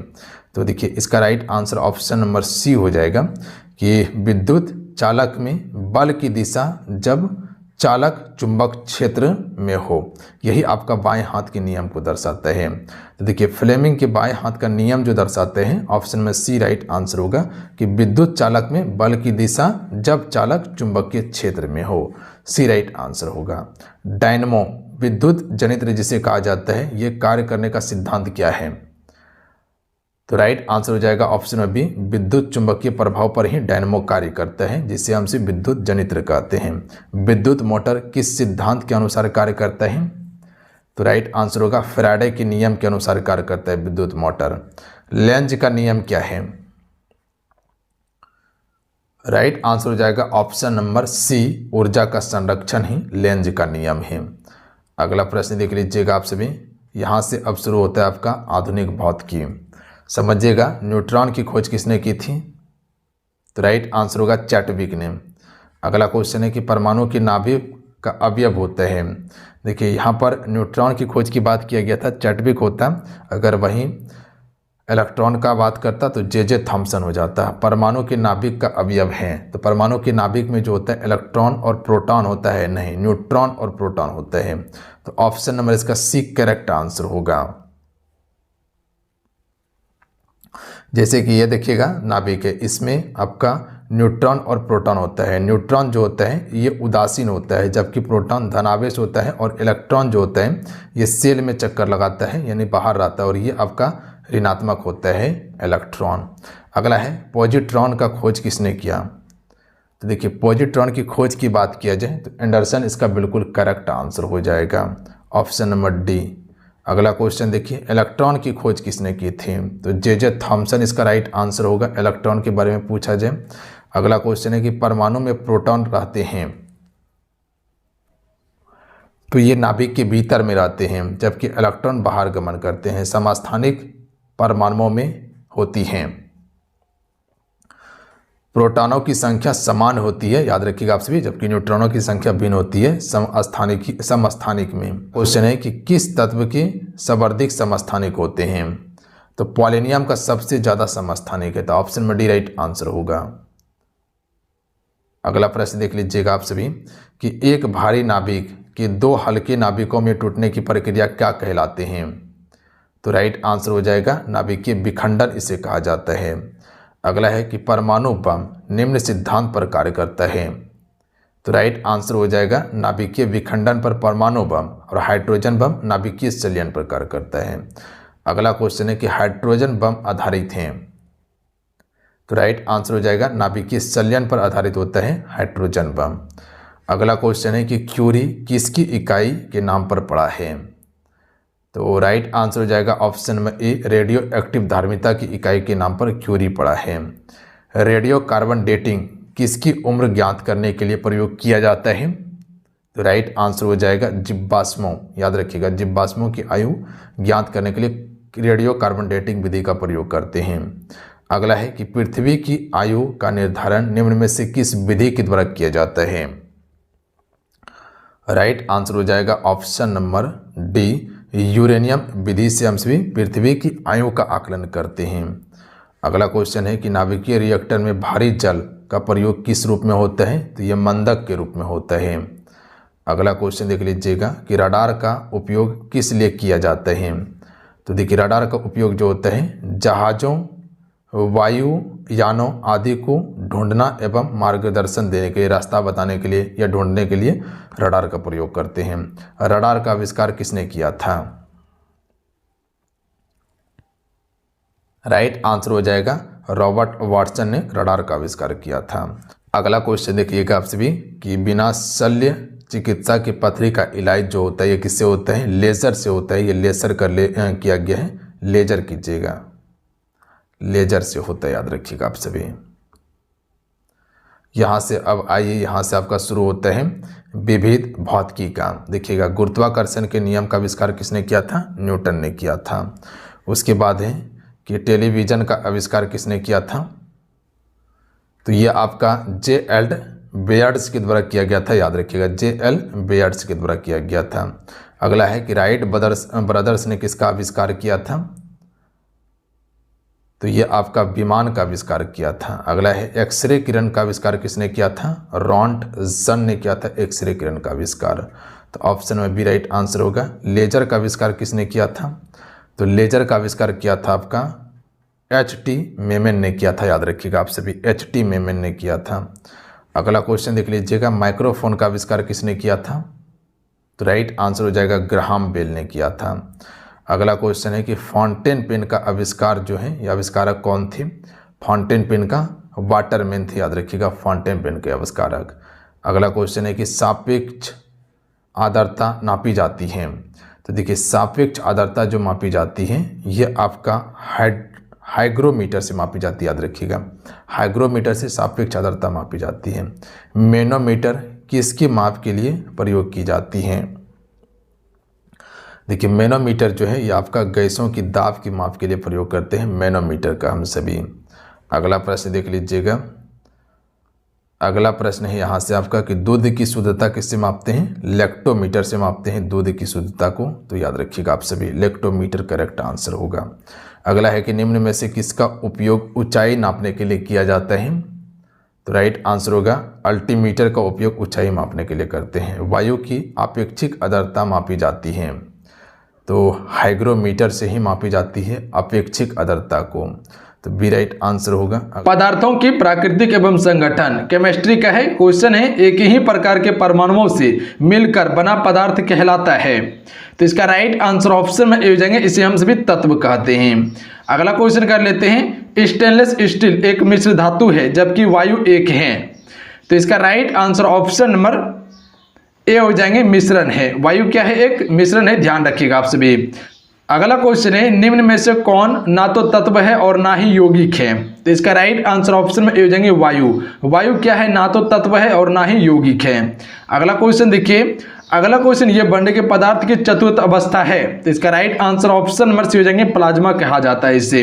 अगला क्वेश्चन है वायु है, तो इसे हम सभी क्या कहते हैं? मिश्रण कहते हैं वायु को, ध्यान रखिए वायु एक मिश्रण है। अगला क्वेश्चन है कोयला है, तो कोयला एक क्या है? तो राइट आंसर ऑप्शन में हो जाएंगे तत्व है। अगला क्वेश्चन है हीरा है एक, तो इसका राइट आंसर ऑप्शन में हो जाएंगे तत्व है हीरा। अगला टॉपिक है परमाणु संरचना। क्वेश्चन है वह वैज्ञानिक जिसने परमाणु सिद्धांत की खोज की थी? तो राइट आंसर ऑप्शन में हो जाएंगे जॉन डाल्टन ने खोज की थी। अगला क्वेश्चन है परमाणु के नाभिक में निम्न कण होते हैं? तो इसका right answer option number A हो जाएंगे, प्रोटॉन एवं न्यूट्रॉन होते परमाणु के नाभिक में। अगला क्वेश्चन कर लेते हैं फ्रेंड, इलेक्ट्रॉन की खोज किसने की थी? तो राइट आंसर ऑप्शन में ए हो जाएंगे, थॉमसन ने किया था। अगला क्वेश्चन है प्रोटॉन की खोज किसने की थी? तो राइट आंसर ऑप्शन में ए हो जाएंगे, रदरफोर्ड ने प्रोटॉन की खोज की। अगला क्वेश्चन देखिए, न्यूट्रॉन की खोज किसने की थी फ्रेंड? तो राइट आंसर ऑप्शन में हो जाएंगे, चैडविक ने जो है कि न्यूट्रॉन की खोज की थी। अगला क्वेश्चन देख लीजिए, तत्व के सबसे छोटे भाग को क्या कहते हैं? तो इसे हम सभी परमाणु कहते हैं, ध्यान रखिएगा आप सभी। अगला क्वेश्चन है नाभिक की द्रव्यमान संख्या है? तो राइट आंसर ऑप्शन में हो जाएंगे, नाभिक में न्यूक्लियनों की संख्या है, ए राइट आंसर रहेंगे। अगला क्वेश्चन है न्यूट्रॉन तथा प्रोटॉन के संख्याओं के योगफल को क्या कहते हैं? तो इसे कहा जाता है द्रव्यमान संख्या कहा जाता है फ्रेंड। अगला क्वेश्चन है नाभिक के धनावेशित होने की खोज की थी? तो इसकी खोज की गई थी रदरफोर्ड के द्वारा, ध्यान रखिएगा आप सभी। ऑप्शन में भी राइट आंसर रहेंगे फ्रेंड। अगला क्वेश्चन है इलेक्ट्रॉन के आवेश की खोज किसने की थी? राइट आंसर ऑप्शन में जाएंगे, मिलिकन ने इलेक्ट्रॉन के आवेश की खोज की थी। अगला टॉपिक है रेडियो सक्रियता। क्वेश्चन है रेडियो सक्रियता की खोज किस वैज्ञानिक ने सर्वप्रथम की थी? तो इसका right answer option number C हो जाएंगे, हेनरी बेकुरल ने इसकी खोज की थी। अगला क्वेश्चन देख लीजिए, रेडियो सक्रियता की इकाई है? तो इसका राइट आंसर ऑप्शन में सी हो जाएंगे, क्यूरी जो कि रेडियो सक्रियता की इकाई है फ्रेंड। अगला क्वेश्चन कर लेते हैं, किस वैज्ञानिक ने गामा किरणों की खोज की थी? तो राइट आंसर ऑप्शन में भी जाएंगे, रदरफोर्ड ने गामा किरणों की खोज की थी। अगला क्वेश्चन है रेडियो सक्रियता की इकाई क्या है? तो क्यूरी ही है। अगला क्वेश्चन देखिए, पृथ्वी की आयु का आकलन किया जाता है? तो राइट आंसर ऑप्शन में हो जाएंगे, यूरेनियम डेटिंग से किया जाता है फ्रेंड। अगला क्वेश्चन है रेडियो कार्बन डेटिंग से किसका निर्धारण होता है? तो इसका राइट आंसर ऑप्शन में भी जाएंगे, जीवाश्म की आयु का निर्धारण होता है। अगला क्वेश्चन है कृत्रिम रेडियो सक्रियता की खोज किसने की थी फ्रेंड? तो right answer option number D हो जाएंगे, एफ जूलियट एवं आई क्यूरी के द्वारा किया गया था कृत्रिम रेडियो सक्रियता की खोज। अगला टॉपिक है समस्थानिक, संभारिक एवं सम न्यूट्रॉनिक है। क्वेश्चन है समस्थानिक होते हैं किसी एक ही तत्व के परमाणु जिनका परमाणु भार भिन्न किंतु परमाणु क्रमांक समान होता है, बी राइट आंसर रहेंगे। अगला क्वेश्चन देखिए, हाइड्रोजन के समस्थानिकों की संख्या कितनी है? तो इसका राइट आंसर ऑप्शन में भेजेंगे 3 होता है। ध्यान रखिएगा आप सभी, हाइड्रोजन के समस्थानिकों की संख्या कितनी होती है फ्रेंड? 3। अगला क्वेश्चन है, सर्वाधिक संख्या में समस्थानिक किस में पाए जाते हैं? तो इसका राइट आंसर ऑप्शन में जाएगा पोलोनियम में जो है सबसे अधिक समस्थानिक पाए जाते हैं। अगला क्वेश्चन है, रक्त कैंसर जिसे ल्यूकेमिया भी कहते हैं को नियंत्रित करने के लिए उपयोग किया जाने वाला रेडियो आइसोटोप कौन सा है? तो इसका राइट आंसर ऑप्शन में भेजेंगे कोबाल्ट 60 का प्रयोग करते हैं रक्त कैंसर के लिए। अगला क्वेश्चन देखिए फ्रेंड, आइसोटोन होते हैं, तो इसका राइट आंसर ऑप्शन में भेजेंगे समान संख्या में न्यूट्रॉन होते हैं आइसोटोन। अगला क्वेश्चन देखिए, सम न्यूट्रॉनिक होते हैं जिनमें, तो right answer option number D हो जाएगा, परमाणु क्रमांक तथा परमाणु भार भिन्न किंतु न्यूट्रॉन की संख्या समान होता है, इसमें ध्यान रखिएगा आप सभी। अगला टॉपिक है रासायनिक बंधन। क्वेश्चन है, एक आयनिक बंधन बनता है जब, तो इसका राइट आंसर ऑप्शन में हो जाएंगे एक धातु तत्व का संयोग अधातु तत्व से होता है। अगला क्वेश्चन है, सहसंयोजकता में क्या होता है? इलेक्ट्रॉनों की बराबर की साझेदारी होती है सहसंयोजकता में। अगला क्वेश्चन देखिए, मीथेन अणु में राइट आंसर ऑप्शन में जाएंगे एकल सहसंयोजक बंधन होता है मीथेन अणु में। अगला क्वेश्चन है, सोडियम क्लोराइड में होता है, तो right answer option number C हो जाएंगे वैद्युत संयोजक बंधन होता है सोडियम क्लोराइड में। अगला क्वेश्चन है, जल के अधिक क्वथनांक का कारण क्या है? तो इसका राइट आंसर ऑप्शन में हो जाएंगे जल के अणुओं में हाइड्रोजन के कारण जो है कि जल का अधिक क्वथनांक होता है। अगला टॉपिक है ऑक्सीकरण एवं अवकरण। क्वेश्चन है, ऑक्सीकरण वैसी रासायनिक अभिक्रिया है जिसमें, तो राइट आंसर ऑप्शन में डी हो जाएंगे उपयुक्त में से सभी। इलेक्ट्रॉन का त्याग होता है इसमें, ऑक्सीजन का संयोजक होता है, विद्युत घनात्मक समूह के अनुपात में वृद्धि होती है, ध्यान रखिएगा ये सभी हैं। अगला क्वेश्चन है, इलेक्ट्रॉन त्यागने की प्रवृत्ति कहलाती है, तो राइट आंसर ऑप्शन में हो जाएंगे ऑक्सीकरण कहा जाता है, इससे ध्यान रखिएगा आप सभी। अगला क्वेश्चन है, इलेक्ट्रॉन ग्रहण करने की प्रवृत्ति कहलाती है फ्रेंड, तो राइट आंसर ऑप्शन में भी हो जाएंगे इसे अवकरण कहते हैं, ध्यान रखिएगा आप सभी। ऑक्सीकरण वह प्रक्रिया है जिसमें तत्व की संयोजकता राइट आंसर ऑप्शन में भी जाएंगे बढ़ जाती है, ध्यान रखिएगा। ऑक्सीकरण वह प्रक्रिया है जिसमें तत्व की संयोजकता बढ़ जाती है। अगला क्वेश्चन है, लोहे पर जंग लगना उदाहरण है, तो इसका राइट आंसर ऑप्शन में हो जाएंगे ऑक्सीकरण का उदाहरण है। अगला टॉपिक है, अम्ल भस्म एवं लवण है। क्वेश्चन है, अम्ल वह पदार्थ है जो, राइट आंसर ऑप्शन में हो जाएंगे प्रोटॉन देता है, ध्यान रखिएगा आप सभी। अम्ल वह पदार्थ है जो प्रोटॉन देता है। अगला क्वेश्चन है, क्षार वह पदार्थ है जो प्रोटॉन ग्रहण करता है। अम्ल वह पदार्थ है जो प्रोटॉन देता है, क्षार वह पदार्थ है जो प्रोटॉन ग्रहण करता है। अगला क्वेश्चन है, अम्ल एवं क्षार की परीक्षण के लिए किसका उपयोग किया जाता है फ्रेंड, तो राइट आंसर ऑप्शन में हो जाएंगे लिटमस पत्र का उपयोग करते हैं। अगला क्वेश्चन है, नीले लिटमस पत्र को लाल कर देता है, तो राइट आंसर ऑप्शन में हो जाएंगे अम्ल जो है कि लाल कर देता है। अगला क्वेश्चन है, लाल लिटमस पत्र को नीला कर देता है, तो राइट आंसर ऑप्शन में भेजेंगे क्षार करता है, ध्यान रखिएगा आप सभी। अगला क्वेश्चन है, भस्मों का स्वाद होता है, तो इसका राइट आंसर ऑप्शन में भेजेंगे खारा होता है भस्मों का स्वाद। अगला क्वेश्चन है, पीएच मान का निर्धारण किसने किया था, तो इसका राइट आंसर ऑप्शन में भेजेंगे सोरेंस ने जो कि पीएच मान का निर्धारण किया था। अगला क्वेश्चन है, अम्लीय घोल का पीएच मान होता है, तो राइट आंसर ऑप्शन में बी हो जाएंगे 7 से कम होता है। अगला क्वेश्चन है, क्षारीय घोल का पीएच मान होता है, तो राइट आंसर ऑप्शन में भेजेंगे 7 से अधिक होता है। अगला क्वेश्चन है, उदासीन घोल का पीएच मान होता है, तो राइट आंसर ऑप्शन में भेजेंगे 7 होता है उदासीन घोल का पीएच मान। अगला क्वेश्चन है, मानव रक्त का पीएच मान होता है, तो राइट आंसर ऑप्शन में जाएंगे 7.4 होता है। अगला क्वेश्चन देखिए फ्रेंड, दूध का पीएच मान होता है, तो राइट आंसर ऑप्शन में भी जाएंगे 6.6 होता है। अगला क्वेश्चन है, किसी तत्व की परमाणु संख्या 34 है, इसकी संयोजकता होगी, तो इसका राइट आंसर ऑप्शन में हो जाएंगे 2 होगी, ध्यान रखिएगा आप सभी। किसी तत्व की परमाणु संख्या 34 है, तो इसकी संयोजकता कितनी होगी, 2। अगला टॉपिक है गैसों के सामान्य गुण। क्वेश्चन है, निश्चित ताप पर किसी गैस के दिए हुए द्रव्यमान का दाब उसके आयतन के प्रतिलोमानुपाती होता है, यह नियम है। तो ये नियम किसका है, तो राइट आंसर ऑप्शन में बी हो जाएंगे वॉयल का नियम है, ध्यान रखिएगा आप सभी। किसका नियम है, वॉयल का नियम है। अगला क्वेश्चन कर लेते हैं। अगला क्वेश्चन ये बन रहा है कि दिए हुए ताप पर गैस की एक निश्चित मात्रा के दाब घनत्व का मान नियत रहता है। यह निष्कर्ष किस नियम से निकलता है?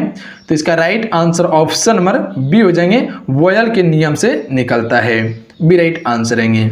अगला क्वेश्चन है स्थिर ताप पर किसी गैस का आयतन कम करने पर उसका दाब क्या होगा? तो इसका right answer option number B हो जाएंगे, बढ़ जाता है। ध्यान रखिएगा आप सभी, किसी ताप पर किसी गैस का आयतन कम करने पर उसका दाब क्या होगा? बढ़ जाएगा। अगला क्वेश्चन है गैसों के विसरण का नियम किसने प्रतिपादित किया था? तो इसका राइट आंसर ऑप्शन में जाएंगे, ग्राहम ने किया था गैसों के विसरण का प्रतिपादन। अगला क्वेश्चन है निश्चित ताप पर और दाब पर विभिन्न गैसों के विसरण के आपेक्षिक वेग उनके घनत्व के वर्गमूल के विपरीत अनुपात में होता है, यह नियम है। तो यह नियम किसका है फ्रेंड? तो right answer option number C हो जाएंगे, ग्राहम का नियम है। सी राइट आंसर रहेंगे। अगला क्वेश्चन है वायु में हल्की गैस है, राइट आंसर ऑप्शन में भेजेंगे ओमोनिया जो है वायु में हल्की गैस होती है। अगला क्वेश्चन है किसी कमरे के एक कोने में इत्र की खुली शीश रख देने से उसकी खुशबू कमरे में सभी भागों में फैल जाती है, ऐसा किस कारण से होता है फ्रेंड? तो right answer option number C हो जाएंगे, विसरण के कारण होता है। ध्यान रखिएगा। अगला टॉपिक है विलयन। क्वेश्चन है विलयन है, तो right answer option number A हो जाएंगे, दो या दो से अधिक पदार्थों का समांग मिश्रण है विलयन। अगला क्वेश्चन ये बन कि धुआं उदाहरण है, तो इसका राइट आंसर ऑप्शन में से हो जाएंगे ठोस का गैस में विलयन का उदाहरण है धुआं। अगला क्वेश्चन है वायु उदाहरण है, तो इसका राइट आंसर ऑप्शन में भेजेंगे गैसों का गैस में विलयन जो है ये वायु का उदाहरण है। अगला क्वेश्चन है मक्खन कोलोइडी यंत्र है, तो इसका राइट आंसर ऑप्शन में भी हो जाएंगे जेल है। अगला क्वेश्चन है पनीर उदाहरण है, तो इसका राइट आंसर ऑप्शन में सी हो जाएंगे, जेल सॉल का उदाहरण है पनीर। अगला क्वेश्चन है दूध उदाहरण है, राइट आंसर ऑप्शन में सी जाएंगे एम्बुलेंसन का उदाहरण है दूध। सी राइट आंसर रहेंगे। कोलोइडी रसायन का जनक किसको माना जाता है? तो राइट आंसर ऑप्शन में सी जाएंगे ग्राहम को माना जाता है फ्रेंड। अगला टॉपिक है वैद्युत रसायन। क्वेश्चन है धन आवेशित आयन कहलाता है, तो इसका राइट आंसर ऑप्शन में ए हो जाएंगे केटायन कहलाता है। अगला क्वेश्चन देखिए ऋण आवेशित आयन कहलाता है, तो इसे एनायन कहा जाता है। ध्यान रखिएगा आप सभी, ऋण आवेशित आयन को एनायन कहते हैं। अगला क्वेश्चन है वे अणु या परमाणु जो धन या ऋण आवेश लेते हैं वो कहलाते हैं, तो इसे हम सभी आयंस कहते हैं। ध्यान रखिएगा आप सभी, वह अणु या परमाणु जो धन या ऋण आवेश लेते हैं उसे हम सभी आयंस कहते हैं। अगला क्वेश्चन है शुष्क सेल परिवर्तित करता है, तो इसका राइट आंसर ऑप्शन में भेजेंगे रासायनिक ऊर्जा को विद्युत ऊर्जा में परिवर्तित करता है शुष्क सेल। अगला टॉपिक है ऊष्मा रसायन। क्वेश्चन है ऊष्मा क्षेपी प्रतिक्रिया में, राइट आंसर ऑप्शन में भेजेंगे ऊष्मा मुक्त होती है। अगला क्वेश्चन है ऊष्मा शोषी प्रतिक्रिया में क्या होता है? ऊष्मा का अवशोषण होता है। अगला क्वेश्चन है क्विक लाइम पर जब पानी डाला जाता है तो प्रतिक्रिया होती है, तो इसका राइट आंसर ऑप्शन में भेजेंगे ऊष्मा क्षेपी प्रतिक्रिया के कारण होती है। अगला टॉपिक है रासायनिक गतिकी एवं रासायनिक साम्य। क्वेश्चन है वे रासायनिक प्रतिक्रियाएं जो एक ही दिशा में होती है कहलाते हैं, तो इसे हम सभी क्या कहते हैं? बी राइट आंसर हो जाएंगे अनुत्क्रमणीय प्रतिक्रिया कहते हैं इसे। अगला क्वेश्चन है वे रासायनिक प्रतिक्रियाएं जो दोनों दिशाओं में हो सकती है उसे क्या कहते हैं? तो राइट आंसर ऑप्शन में हो जाएंगे उत्क्रमणीय प्रतिक्रिया कहते हैं। अगला क्वेश्चन है किसी अभिक्रिया की दर अभिकारकों के सक्रिय द्रव्यमान के गुणनफल के समानुपाती होती है, ये कथन है, तो इसका राइट आंसर ऑप्शन में हो जाएंगे द्रव्यमान अभिक्रिया का ये नियम है, ये कथन है। अगला टॉपिक है उत्तोलन। क्वेश्चन है उत्प्रेरक ऐसा पदार्थ है जो रासायनिक अभिक्रिया के वेग को क्या करता है? बढ़ा देता है। ए राइट आंसर रहेंगे। अगला क्वेश्चन है उत्प्रेरक की खोज किसने की थी फ्रेंड? तो राइट आंसर ऑप्शन में ए हो जाएंगे बर्जिलियस ने इसकी खोज की थी। अगला क्वेश्चन है उत्प्रेरक विषय होता है, तो राइट आंसर ऑप्शन में हो जाएंगे क्रिया निरोधक का विषय होता है। अगला क्वेश्चन है क्लोरीन गैस बनाने की डिकन विधि में उत्प्रेरक के रूप में प्रयोग होता है, तो right answer option number C हो जाएंगे क्यूप्रिक क्लोराइड होता है, सी राइट आंसर रहेंगे। अगला क्वेश्चन है वे पदार्थ जो जलकर ऊष्मा प्रदान करते हैं कहलाता है, तो इसका राइट आंसर ऑप्शन में हो जाएंगे ईंधन कहलाता है। अगला क्वेश्चन है प्राकृतिक गैस में मुख्यतः रहता है, तो इसे हम सभी मीथेन कहते हैं, जो कि प्राकृतिक गैस में मुख्यतः पाए जाते हैं। अगला क्वेश्चन है सुरक्षा की दृष्टि से खाना पकाने वाली एलपीजी गैस सिलेंडर में भरकर गैस को गंध युक्त बनाया जाता है, तो इसका right answer option number C हो जाएंगे। राइट आंसर ऑप्शन में हो जाएंगे मरकैप्टन भरकर जो कि इसे सुगंधित बनाया जाता है।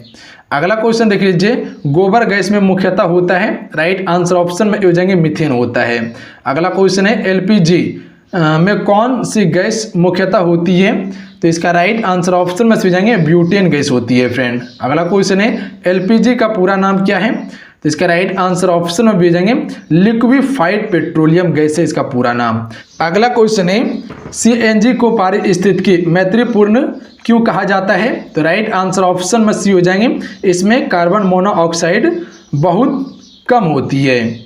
अगला क्वेश्चन देखिए रॉकेट को चलाने में प्रयुक्त ईंधन कहलाते हैं, तो इसका राइट आंसर ऑप्शन में सी हो जाएंगे परनोद कहलाते हैं, सी राइट आंसर रहेंगे।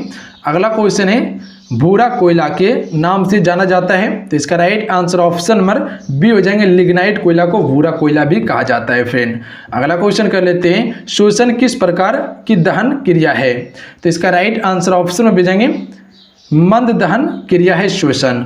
अगला क्वेश्चन है अग्निशामन में कौन सी गैस प्रयुक्त होती है, तो इसका right answer option number B हो जाएंगे CO गैस प्रयुक्त होता है अग्निशामन में। अगला टॉपिक है तत्वों का वर्गीकरण। क्वेश्चन है तत्वों का सबसे पहला वर्गीकरण किसने किया था, तो इसका right answer option number D हो जाएंगे डोब्रेनर ने तत्वों का सबसे पहले वर्गीकरण किया था। अगला क्वेश्चन है किस वैज्ञानिक ने सर्वप्रथम आवर्त सारणी का निर्माण किया था, तो इसका राइट आंसर ऑप्शन में भेजेंगे मेंडलीफ ने आवर्त सारणी का निर्माण किया था। अगला क्वेश्चन है आधुनिक आवर्त सारणी। अगला क्वेश्चन है आधुनिक आवर्त नियम का प्रतिपादन किसने किया था, तो इसका राइट आंसर ऑप्शन में डी हो जाएंगे मोसले ने किया था, ध्यान रखिएगा आप सभी। अगला क्वेश्चन देख लीजिए मेंडलीफ की आवर्त सारणी में तत्वों के वर्गीकरण का आधार है, तो इसका राइट आंसर ऑप्शन में हो जाएंगे परमाणु द्रव्यमान है फ्रेंड। अगला क्वेश्चन है आधुनिक आवर्त सारणी में तत्वों के वर्गीकरण का आधार क्या है, तो इसका राइट आंसर ऑप्शन में हो जाएंगे परमाणु संख्या है। अगला क्वेश्चन है आधुनिक आवर्त सारणी में वर्गों की कुल संख्या क्या है, तो इसका राइट आंसर ऑप्शन में हो जाएंगे 18 है आधुनिक आवर्त सारणी में वर्गों की कुल संख्या। अगला क्वेश्चन है आधुनिक आवर्त सारणी में आवों की कुल संख्या क्या है, तो इसका राइट आंसर ऑप्शन में भेजेंगे 7 है। अगला क्वेश्चन है शून्य समूह में रखे गए तत्व किस नाम से जाने जाते हैं, तो इसका right answer option number D हो जाएंगे निष्क्रिय तत्व के रूप में जाने जाते हैं, option number D right answer रहेगा फ्रेंड। अगला क्वेश्चन देख लीजिए सबसे भारी धातु है, तो इसका राइट आंसर ऑप्शन में डी जाएंगे ऑस्मियम जो है फ्रेंड वो सबसे भारी धातु है। अगला क्वेश्चन कर लेते हैं सबसे हल्की धातु क्या है, तो इसका राइट आंसर ऑप्शन में डी जाएंगे लिथियम। लिथियम सबसे हल्की धातु है। अगला क्वेश्चन है सबसे हल्का तत्व कौन सा है, तो राइट आंसर ऑप्शन में हो जाएंगे हाइड्रोजन है। अगला क्वेश्चन है पृथ्वी पर सबसे अधिक मात्रा में पाए जाने वाला धातु है, तो इसका राइट आंसर ऑप्शन में भेजेंगे एल्युमिनियम। अगला क्वेश्चन है पृथ्वी पर सबसे अधिक मात्रा में पाए जाने वाला तत्व है, तो राइट आंसर ऑप्शन में हो जाएंगे ऑक्सीजन है। अगला टॉपिक है तत्वों के लैटिन नाम। क्वेश्चन है सिल्वर का लैटिन नाम क्या है, तो इसका right answer option number D हो जाएंगे ऑर्जेंटम है इसका लैटिन नाम। अगला क्वेश्चन है पारा मर्क्यूरी का लैटिन नाम क्या है, राइट आंसर ऑप्शन में डी जाएंगे हाइड्रागायरम जो है पारा का लैटिन नाम है। अगला क्वेश्चन है सीसा का लैटिन नाम है, तो इसका right answer option number C हो जाएंगे पलम्बम जो है सीसा का लैटिन नाम है। अगला क्वेश्चन है सोना का लैटिन नाम है, तो इसका right answer option number B हो जाएंगे ओरम। ओरम सोना का लैटिन नाम है। अयस्क क्वेश्चन है पारे का मुख्य अयस्क क्या है, तो इसका राइट आंसर ऑप्शन में हो जाएंगे सीने बार है, ध्यान रखिएगा आप सभी। अगला क्वेश्चन देखिए चांदी का अयस्क क्या है, तो इसका right answer option number C हो जाएंगे अर्जेंटाई है, याद रखिएगा सी राइट आंसर रहेंगे।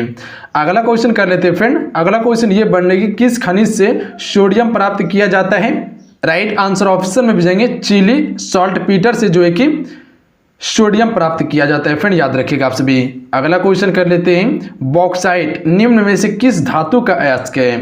तो इसका राइट आंसर ऑप्शन में से जाएंगे एल्युमिनियम का अयस्क है। याद रखिएगा आप सभी, किस धातु का है? एल्युमिनियम का। अगला क्वेश्चन कर लेते हैं फ्रेंड, गैलिना निम्न में से किस धातु का अयस्क है? तो इसका right answer option number B हो जाएंगे पारा का है। ध्यान रखिएगा आप सभी, किसका है? पारा का। अगला क्वेश्चन देख लीजिए, पिच ब्लेड किस धातु का अयस्क है? तो इसका राइट आंसर ऑप्शन में सी हो जाएंगे रेडियम का है। किस धातु का है? रेडियम का है, सी राइट आंसर रहेंगे। अगला क्वेश्चन देखिए, अगला क्वेश्चन है, फेल्सपारा किसका स्रोत है? तो राइट आंसर ऑप्शन में से जाएंगे एल्युमिनियम का स्रोत है। अगला क्वेश्चन कर लेते हैं फ्रेंड, क्रायोलाइट किस धातु का अयस्क है? तो इसका राइट आंसर ऑप्शन में जाएंगे एल्युमिनियम का अयस्क है, क्रायोलाइट। अगला टॉपिक है धातुएं और उनके यौगिक हैं। क्वेश्चन है, सोडियम धातु को रखा जाता है?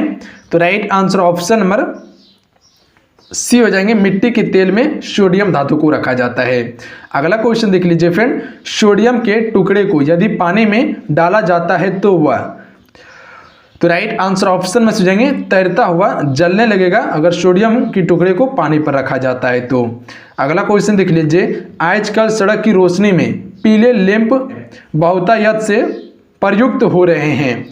इन लैंपों में निम्नलिखित में से किसका उपयोग करते हैं? तो इसका right answer option number A हो जाएंगे, सोडियम का उपयोग करते हैं। ध्यान रखिएगा आप सभी। अगला क्वेश्चन कर लेते हैं फ्रेंड, साधारण नमक है? तो इसका राइट आंसर ऑप्शन में दीजिएंगे सोडियम क्लोराइड, जो कि साधारण नमक का रासायनिक नाम है। अगला क्वेश्चन देख लीजिए, फोटोग्राफी में प्रयोग किए जाने वाले हाइपोविलियन का रासायनिक नाम क्या है? तो इसका right answer option number C हो जाएंगे, सोडियम थायोसल्फेट है। क्या है? Sodium thiosulphate, C right answer रहेंगे फ्रेंड। अगला क्वेश्चन कर लेते हैं, फिटकरी का रासायनिक नाम क्या है? तो इसका राइट आंसर ऑप्शन में भेजेंगे पोटासियम एल्यूमिनियम सल्फेट है फिटकरी का रासायनिक नाम।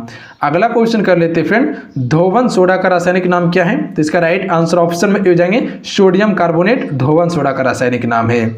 अगला क्वेश्चन देख लीजिए, समुद्री जल में सर्वाधिक मात्रा में पाए जाने वाला लवण है? तो इसका राइट आंसर ऑप्शन में हो जाएंगे सोडियम क्लोराइड, जो है ये समुद्री जल में सर्वाधिक मात्रा में पाए जाने वाला लवण है। अगला क्वेश्चन देख लीजिए, डबल रोटी बनाने में प्रयुक्त किए जाने वाले बेकिंग पाउडर क्या होता है? तो इसका right answer option number B हो जाएंगे सोडियम बाइकार्बोनेट होता है। ध्यान रखिएगा, जो डबल रोटी में बनाने में प्रयोग करते हैं बेकिंग सोडा का। अगला क्वेश्चन देख लीजिए, फोटोग्राफी में अस्थायी कर के रूप में प्रयुक्त होने वाला रसायन है? तो इसका राइट आंसर ऑप्शन में भी जाएंगे सोडियम थायोसल्फेट है फ्रेंड।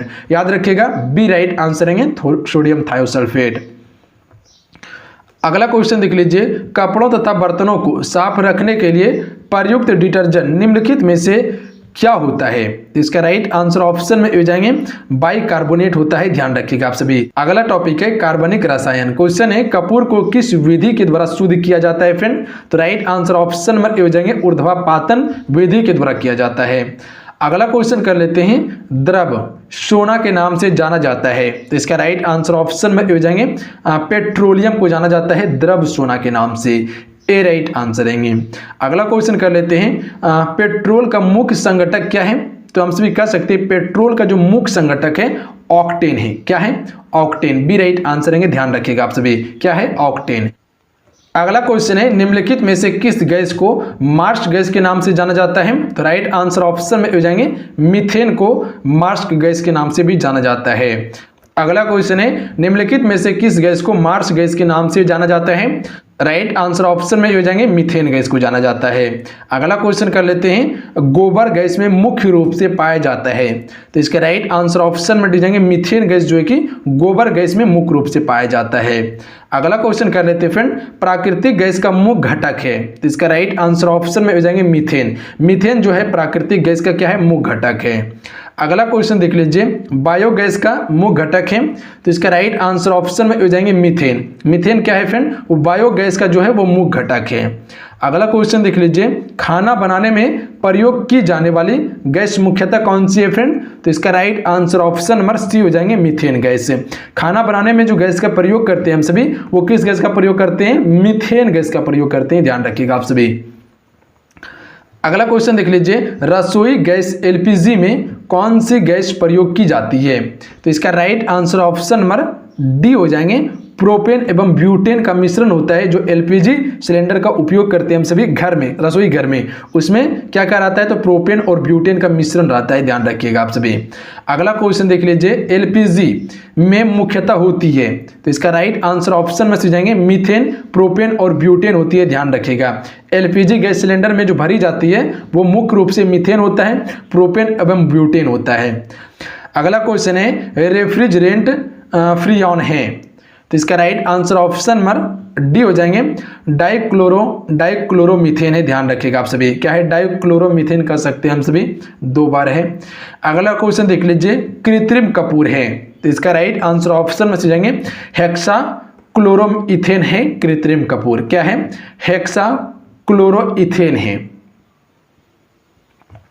अगला क्वेश्चन देख लीजिए, कच्चे फलों को कृत्रिम रूप से पकाने के लिए प्रयोग में लाई जाने वाली गैस कौन सी है फ्रेंड, तो इसका राइट आंसर ऑप्शन में भेजेंगे एसिटिलीन गैस का प्रयोग करते हैं कच्चे फल को कृत्रिम रूप से पकाने के लिए, जैसे कि कच्चे आम को पकाने के लिए या कच्चा केला को पकाने के लिए एसिटिलीन गैस का प्रयोग करते हैं हम सभी। अगला क्वेश्चन देख लीजिए, प्रयोग की जाने वाली विषैली गैस ल्यूसाइड बनाई जाती है, तो इसका राइट आंसर ऑप्शन में से जाएंगे एसिटिलीन गैस से बनाई जाती है फ्रेंड, ध्यान रखिएगा आप सभी। किस गैस से, एसिटिलीन गैस से। अगला क्वेश्चन देखिए, घरेलू फ्रिज में सामान्यतः कौन सा परिशीतक उपयोग में लाया जाता है, तो राइट आंसर ऑप्शन में डी हो जाएंगे, फ्री ऑन लाया जाता है, ध्यान रखिएगा। घरेलू फ्रिज में सामान्यतः कौन सा परिशीतक उपयोग में लाया जाता है, फ्री ऑन का। अगला क्वेश्चन है, बिजली से लगी आग बुझाने में प्रयुक्त होता है, तो राइट आंसर ऑप्शन में हो जाएंगे पायरिन अग्निशामक प्रयुक्त होता है, ध्यान रखिएगा आप सभी। अगला क्वेश्चन है, शराब में उपस्थित रहता है, तो राइट आंसर ऑप्शन में हो जाएंगे इथाइल एल्कोहल उपस्थित रहता है शराब में। अगला क्वेश्चन है, एल्कोहलिक पेयों में होता है, तो इसका राइट आंसर ऑप्शन में सी हो जाएंगे, एथाइल एल्कोहल होता है इसमें।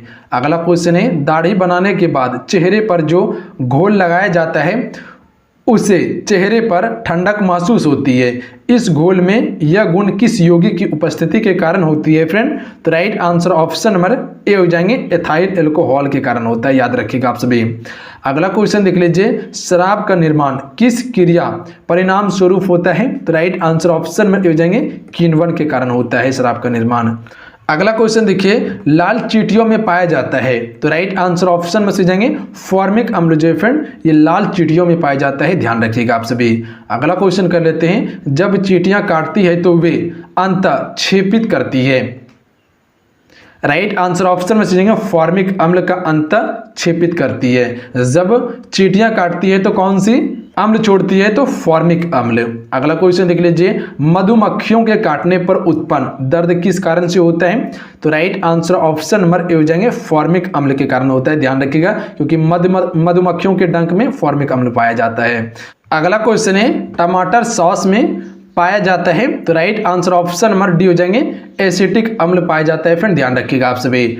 अगला क्वेश्चन है, सिरका निम्न में से किसका वाणिज्यिक नाम है, तो इसका राइट आंसर ऑप्शन में भेजेंगे एसिटिक एसिड का वाणिज्यिक नाम है सिरका। अगला क्वेश्चन है, नींबू खट्टा किस कारण से होता है, तो राइट आंसर ऑप्शन में भेजेंगे साइट्रिक अम्ल के कारण जो है नींबू खट्टा होता है। अगला क्वेश्चन है, अंगूर में कौन सा अम्ल पाया जाता है फ्रेंड, तो right answer option number D हो जाएंगे, टार्टिक अम्ल जो है वो अंगूर में पाया जाता है, याद रखिएगा, डी राइट आंसर रहेंगे। अगला क्वेश्चन है, इमली में कौन सा अम्ल पाया जाता है, टार्ट्रिक अम्ल जो है वो इमली में पाया जाता है। अगला क्वेश्चन है, स्याही के धब्बे को हटाने के लिए प्रयुक्त किया जाता है, तो right answer option number C हो जाएंगे, ऑक्जेलिक अम्ल का प्रयोग करते हैं स्याही के धब्बे को हटाने के लिए। अगला क्वेश्चन है, मानव गुर्दे में बनने वाली पथरी पर्याय बनी होती है, तो इसका राइट आंसर ऑप्शन में हो जाएंगे, कैल्शियम ऑक्जेलेट की बनी होती है, ध्यान रखिएगा, जो मानव गुर्दे में पथरी पाई जाती है यह किसकी बनी होती है, कैल्शियम ऑक्जेलेट की बनी होती है। अगला क्वेश्चन है, DDT का पूरा नाम है, तो इसका right answer option number B हो जाएगा, डाइक्लोरो डाइफिनाइल ट्राइक्लोरोइथेन है, याद रखिएगा आप सभी, DDT का पूरा नाम। अगला क्वेश्चन है, अश्रु गैस का रासायनिक नाम है, तो right answer option number D हो जाएंगे, फेनेसिल क्लोराइड, ध्यान रखिएगा आप सभी, फेनेसिल क्लोराइड। अगला क्वेश्चन है फलों के रस को सुरक्षित रखने के लिए किसका प्रयोग किया जाता है? तो right answer option number D हो जाएंगे, बेंजोइक अम्ल का प्रयोग करते हैं। अगला क्वेश्चन है खाद्य पदार्थों के परिरक्षण हेतु निम्नलिखित में से कौन सा पदार्थ प्रयुक्त होता है?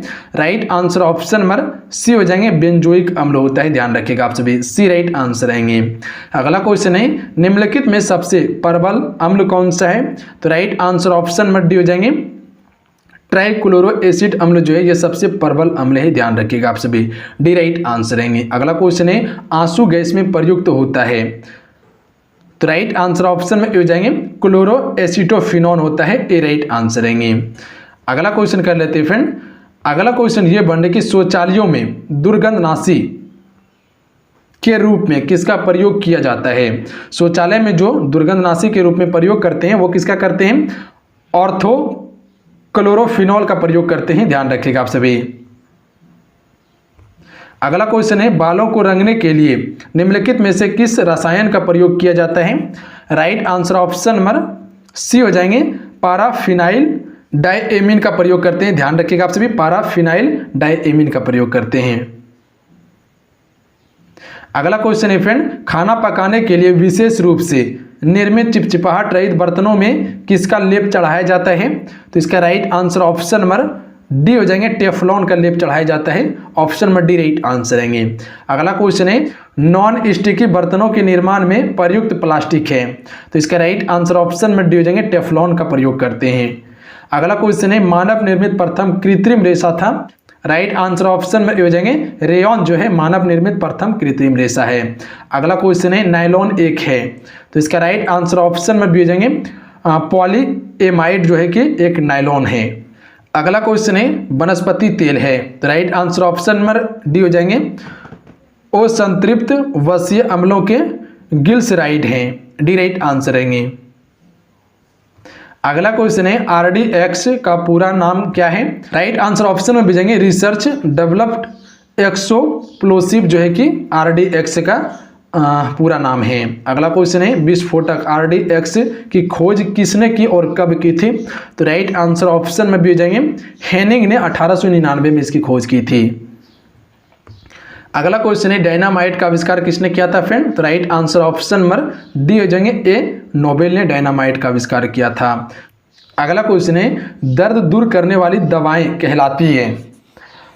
तो इसका राइट आंसर ऑप्शन में सी हो जाएंगे एनाल्जेसिक, ध्यान रखिएगा आप सभी, सी राइट आंसर रहेंगे। अगला क्वेश्चन है सिनकोना के छाल से प्राप्त मलेरिया उपचार की औषधि है? राइट आंसर ऑप्शन में भेजेंगे क्लोरोक्विन है, ध्यान रखिएगा, बी राइट आंसर रहेंगे। अगला क्वेश्चन है वियाग्रा एक है? राइट आंसर ऑप्शन में भेजेंगे कामोत्तेजक दवा है वियाग्रा। अगला क्वेश्चन है एस्पिरिन है? तो राइट आंसर ऑप्शन में भेजेंगे एंटीपायूरेटिक है। अगला क्वेश्चन है पेनिसिलिन की खोज किसने की थी फ्रेंड? तो राइट आंसर ऑप्शन में सी हो जाएंगे एडवर्ड जेनर ने। अगला क्वेश्चन है दाढ़ी बनाने वाले साबुन में मिला होता है? तो इसका राइट आंसर ऑप्शन में डी हो जाएंगे उपयुक्त में से सभी मिला होता है, कॉस्टिक पोटास रेजिनामा गिल्सरॉल ये सभी मिला होता है। अगला क्वेश्चन है पीतल में होता है? तो राइट आंसर ऑप्शन में बी हो जाएंगे तांबा एवं जस्ता से मिलकर पीतल बनता है। अगला क्वेश्चन है फ्यूज का तार किस पदार्थ के बने होते हैं? तो राइट आंसर ऑप्शन में भी हो जाएंगे शीशा एवं टिन से बने होते हैं। ऐसे तो फ्यूज का तार जो होता है वो टंगस्टन का बना होता है, पर शीशा और टिन से बनता है।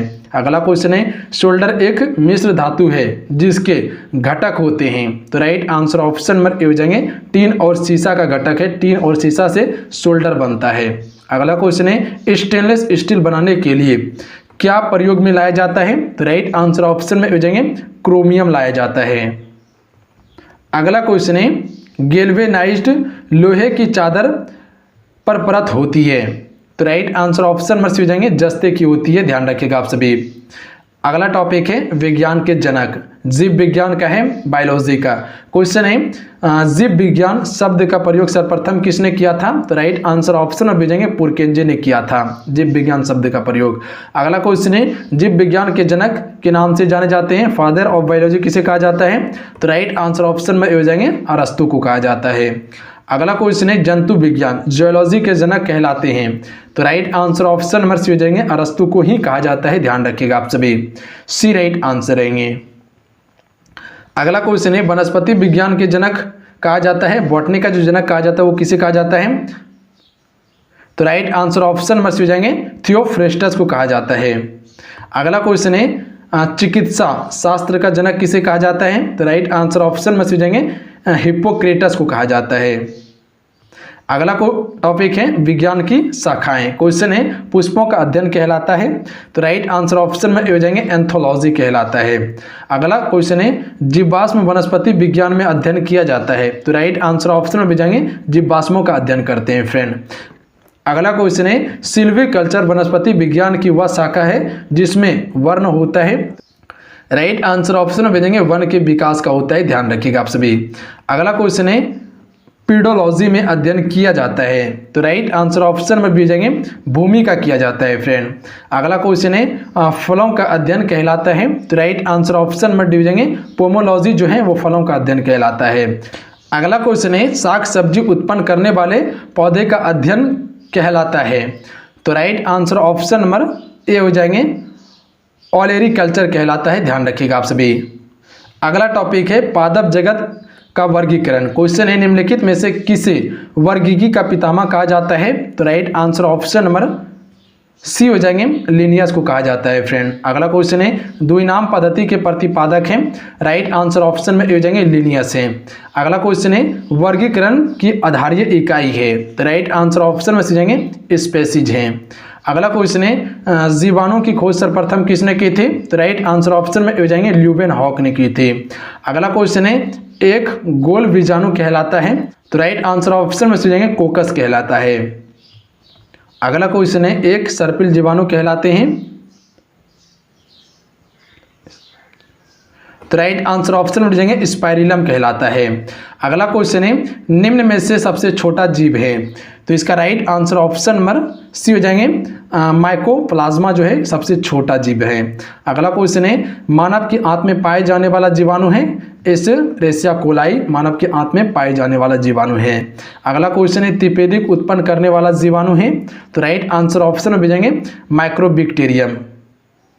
अगला क्वेश्चन है तारा निम्नलिखित में से कौन सा बैक्टीरिया से होता है? राइट आंसर ऑप्शन में हो जाएंगे तपेदिक से होता है। अगला क्वेश्चन है निम्नलिखित में से किसके द्वारा दूध खट्टा होता है? राइट आंसर ऑप्शन में भी जाएंगे बैक्टीरिया से होता है दूध खट्टा, ध्यान रखिएगा आप सभी। तो राइट आंसर ऑप्शन में से हो जाएंगे लैक्टोबैसिलस, ये जो है दूध से दही बनाने में मदद करता है जो कि एक बैक्टीरिया का नाम है। अगला क्वेश्चन है सर्वप्रथम विषाणु की खोज किसने की थी? राइट आंसर ऑप्शन में भी जाएंगे इवानोविस्की ने विषाणु की खोज की थी।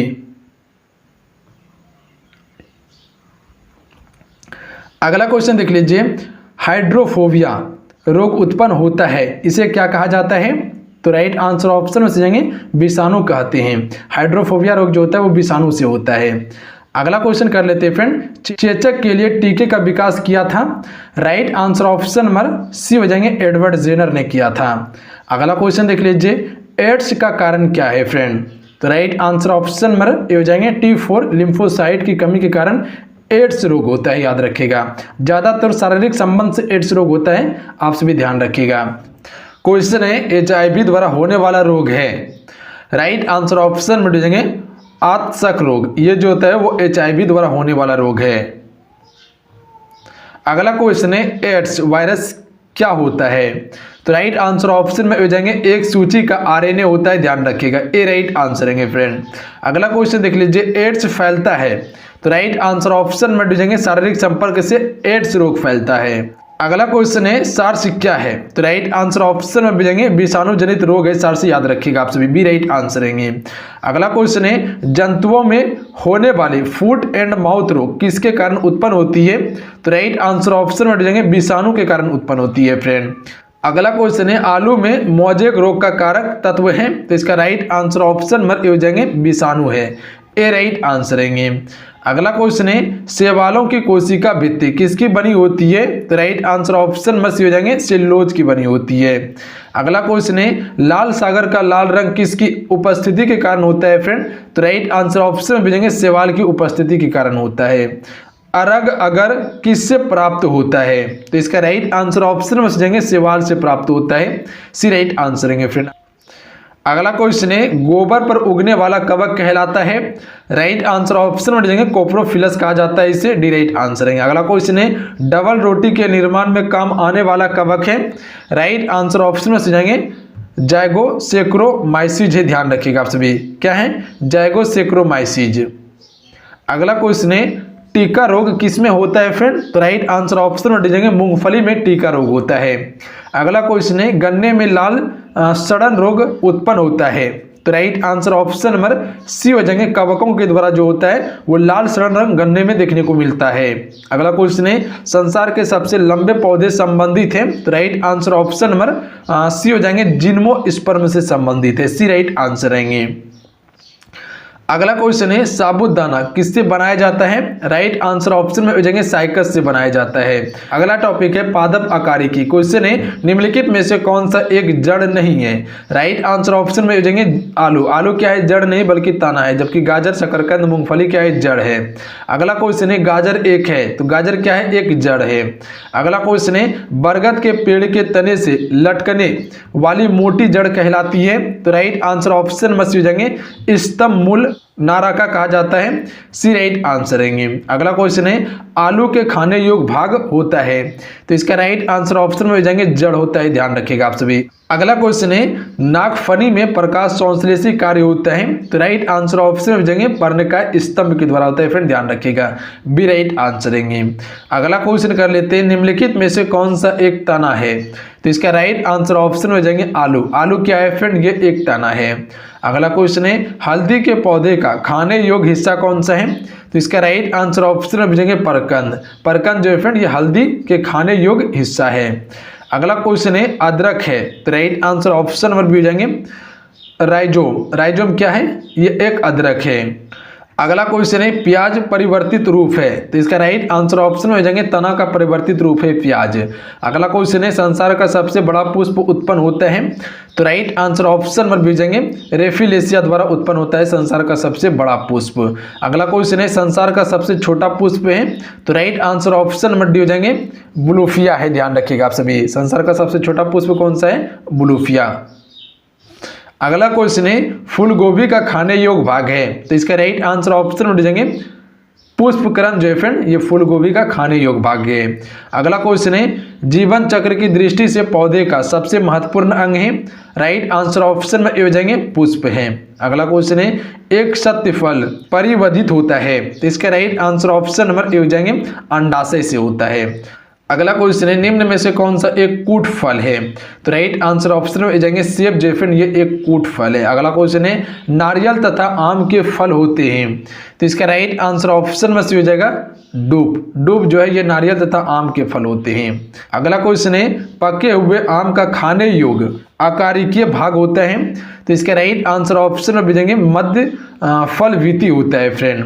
अगला क्वेश्चन है लीची फल का खाने योग्य भाग होता है? तो इसका राइट आंसर ऑप्शन में भेजेंगे एरिल होता है, ध्यान रखिएगा आप सभी। अगला क्वेश्चन है नारियल का खाने योग्य भाग होता है? तो इसका राइट आंसर ऑप्शन में हो जाएंगे भ्रूण पोषण होता है। अगला क्वेश्चन है सेब एवं नागपाती में खाने योग्य भाग होता है? राइट आंसर ऑप्शन में हो जाएंगे मांसल पुष्प शासन जो है ये सेब एवं नाशपाती के खाने योग्य भाग होता है। अगला क्वेश्चन है चावल दाना है? तो राइट आंसर ऑप्शन में भेजेंगे एक बीजीय फल है ये। अगला क्वेश्चन है नाशपाती का कौन सा भाग खाया जाता है? राइट आंसर ऑप्शन में भेजेंगे गुद्देदार पुष्पासन खाया जाता है नाशपाती का। अगला क्वेश्चन है किस पौधे में बीज होता है लेकिन फल नहीं होता है? राइट आंसर ऑप्शन में भेजेंगे बादाम में बीज होता है पर फल नहीं होता है। अगला टॉपिक है आवृत्ति बीजों की वर्गीकी। क्वेश्चन है आलू किस कुल से संबंधित है? राइट आंसर ऑप्शन में हो जाएंगे सोलेनेसी से हैं। अगला क्वेश्चन है कपास संबंधित है? तो राइट आंसर ऑप्शन में से हो जाएंगे मालवेसी से कपास संबंधित है। अगला क्वेश्चन है बैगन किस कुल का पौधा है? राइट आंसर ऑप्शन में देंगे सोलेनेसी कुल का पौधा है बैगन। अगला क्वेश्चन है कपास के पौधे का वंशीय नाम है, तो इसका राइट आंसर ऑप्शन में जाएंगे गोसिपियम। ध्यान रखिएगा कपास के पौधे का वंशीय नाम क्या है? गोसिपियम। अगला क्वेश्चन है आम का वानस्पतिक नाम क्या है? तो इसका right answer option number C हो जाएंगे मेंजिफेरा इंडिका है। ध्यान रखिएगा आप सभी। अगला क्वेश्चन है गेहूं के पौधे का वानस्पतिक नाम क्या है? तो इसका right answer option number D हो जाएंगे ट्रिटिकम एस्टिवम है। ध्यान रखिएगा आप सभी क्या है? Triticum aestivum. अगला क्वेश्चन है चाय के पौधे का वानस्पतिक नाम है थिया साइनेंसिस है। ध्यान रखिएगा आप सभी क्या है? थिया साइनेंसिस सी राइट आंसर रहेंगी। अगला क्वेश्चन है मटर पौधा है, तो इसका राइट आंसर ऑप्शन में हो जाएंगे शाक है मटर पौधा। अगला क्वेश्चन है केसर उत्पन्न होता है, राइट आंसर ऑप्शन में जाएंगे क्रोकस से, वर्तिका तथा वर्तिका ग्रह से होता है। ध्यान रखिएगा आप सभी। अगला क्वेश्चन है लौंग होता है एक, राइट आंसर ऑप्शन में जाएंगे शुष्क पुष्प कलिका होता है लौंग। अगला क्वेश्चन है पौधे के किस भाग से कॉफी प्राप्त होती है फ्रेंड? राइट आंसर ऑप्शन में भी जाएंगे बीजों से प्राप्त होती है। अगला क्वेश्चन है अफीम प्राप्त होती है, right answer option number B हो जाएंगे पेपर सोमनीफेरम से जो है अफीम प्राप्त होता है। अगला क्वेश्चन है कुनेन किससे प्राप्त होता है फ्रेंड? राइट आंसर ऑप्शन में सी हो जाएंगे सिनकोना की छाल से। अगला क्वेश्चन है विटामिन सी का सबसे अच्छा स्रोत क्या है? राइट आंसर ऑप्शन में से हो जाएंगे आंवला। अगला क्वेश्चन है तंबाकू की पत्तियों में होता है, राइट आंसर ऑप्शन में से जाएंगे निकोटीन होता है। अगला क्वेश्चन है उच्च रक्तदाब को रोकने हेतु औषधि प्राप्त होती है, right answer option number C हो जाएंगे राउबुल्फिया जाति से होता है उच्च रक्तदाब रोकने हेतु औषधि प्राप्त। अगला क्वेश्चन है दालें किसका एक अच्छा स्रोत होती है? तो राइट आंसर ऑप्शन में हो जाएंगे प्रोटीन का अच्छा स्रोत है दाल। अगला क्वेश्चन है किस वनस्पति खाद्य में अधिकतम प्रोटीन होता है? राइट आंसर ऑप्शन में हो जाएंगे सोयाबीन में होता है। अगला क्वेश्चन है सामान्य प्रयोग में आने वाला मसाला लौंग कहाँ से प्राप्त होता है? राइट आंसर ऑप्शन में हो जाएंगे की कली से प्राप्त होता है फ्रेंड। अगला क्वेश्चन है हशीश पौधे से प्राप्त की जाती है, यह बताइए कि वह पौधे के किस भाग से प्राप्त की जाती है? तो राइट आंसर ऑप्शन नंबर तने तथा नर पुष्पक्रम के निस्राव से की जाती है, डी राइट आंसर रहेंगे। अगला टॉपिक है पादप कार्य की। क्वेश्चन है पौधे में जल का परिवहन होता है, right answer option number C हो जाएंगे जाइलम के द्वारा होता है फ्रेंड। अगला क्वेश्चन है पौधे की वृद्धि के लिए कितने आवश्यक तत्वों की जरूरी होती है? तो इसके राइट आंसर ऑप्शन में से जाएंगे 16 तत्वों की जरूरी होती है। अगला क्वेश्चन देख लीजिए धान का खैरा रोग या लघुपथ रोग किस तत्व की कमी से होता है? तो राइट आंसर ऑप्शन में हो जाएंगे जस्ता की कमी से होता है। अगला क्वेश्चन है फूलगोभी का वीटेल रोग किस तत्व की कमी से होता है?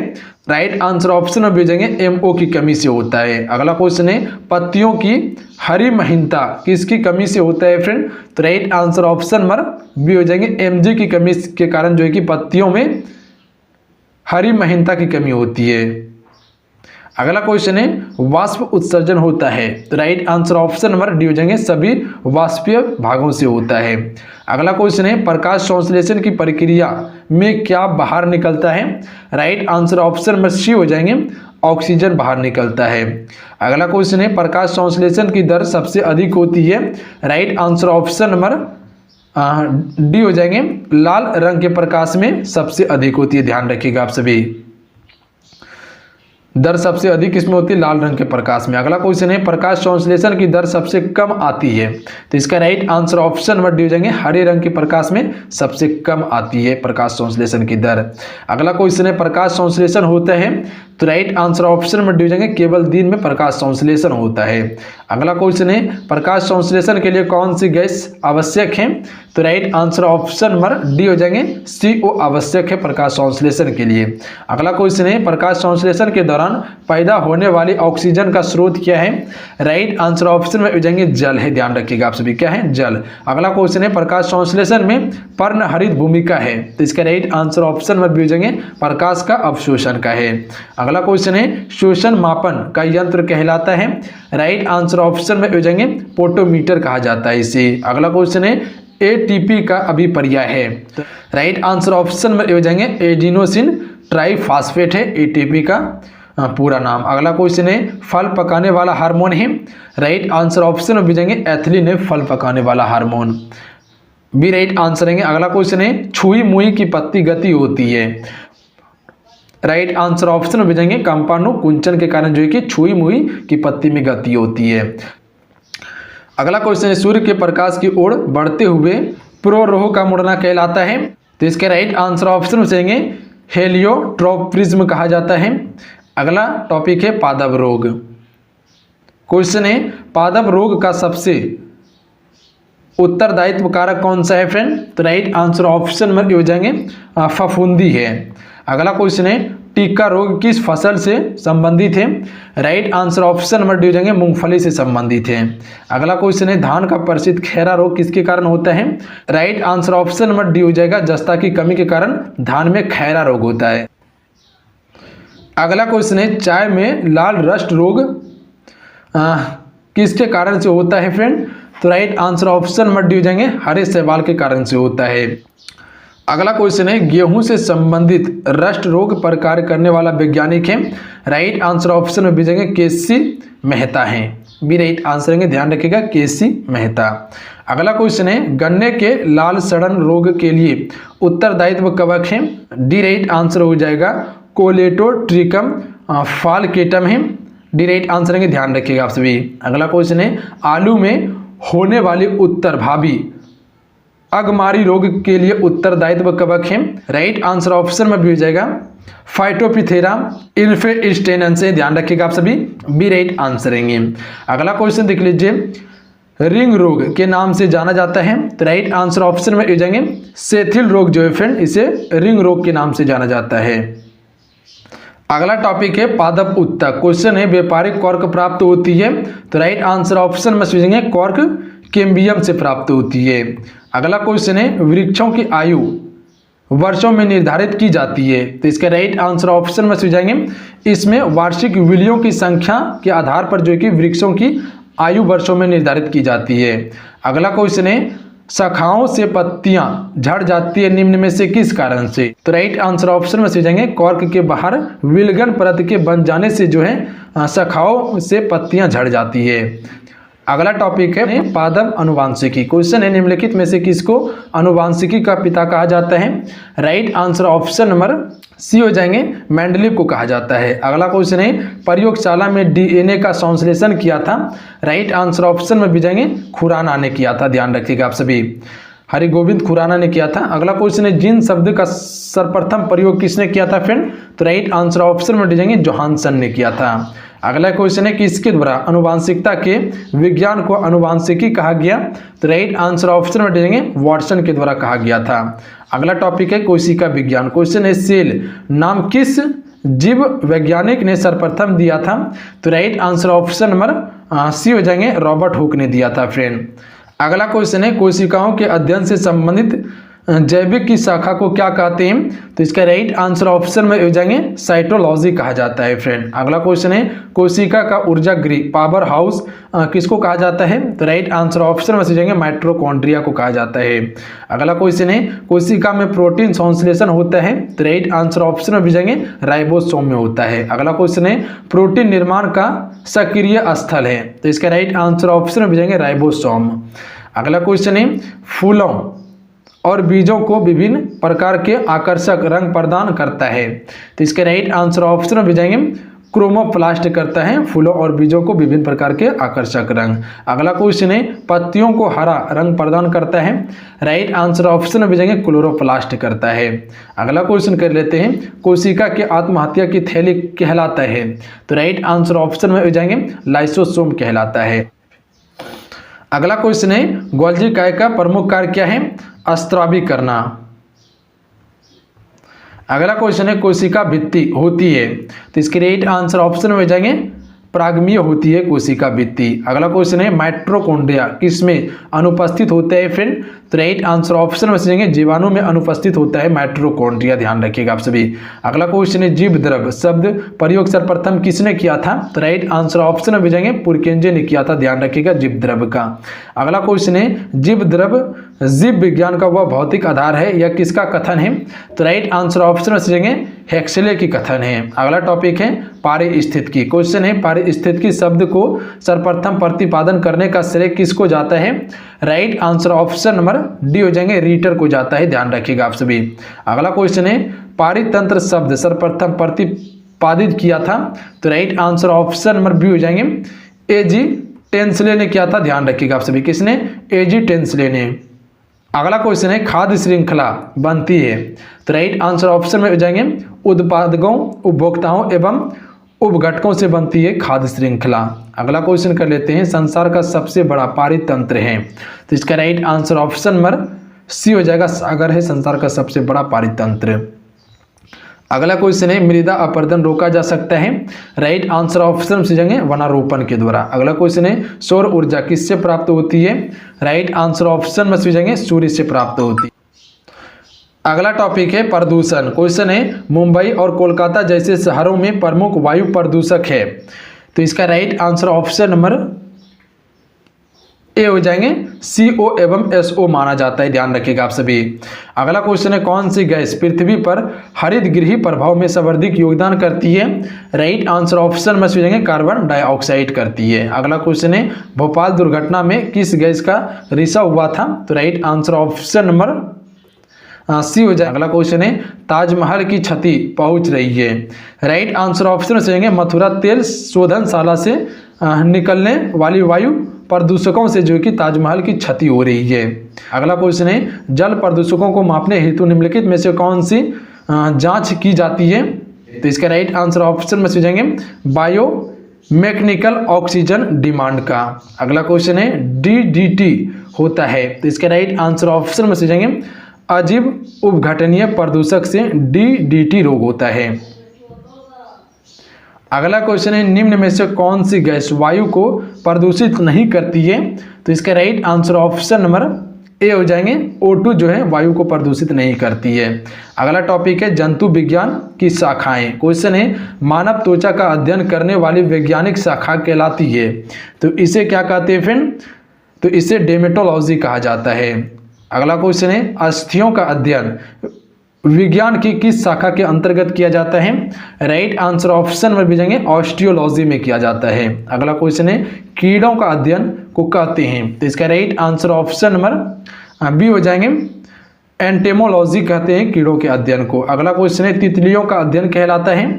राइट आंसर ऑप्शन में से जाएंगे लेपिडेटेरियोलॉजी कहा जाता है तितलियों का अध्ययन।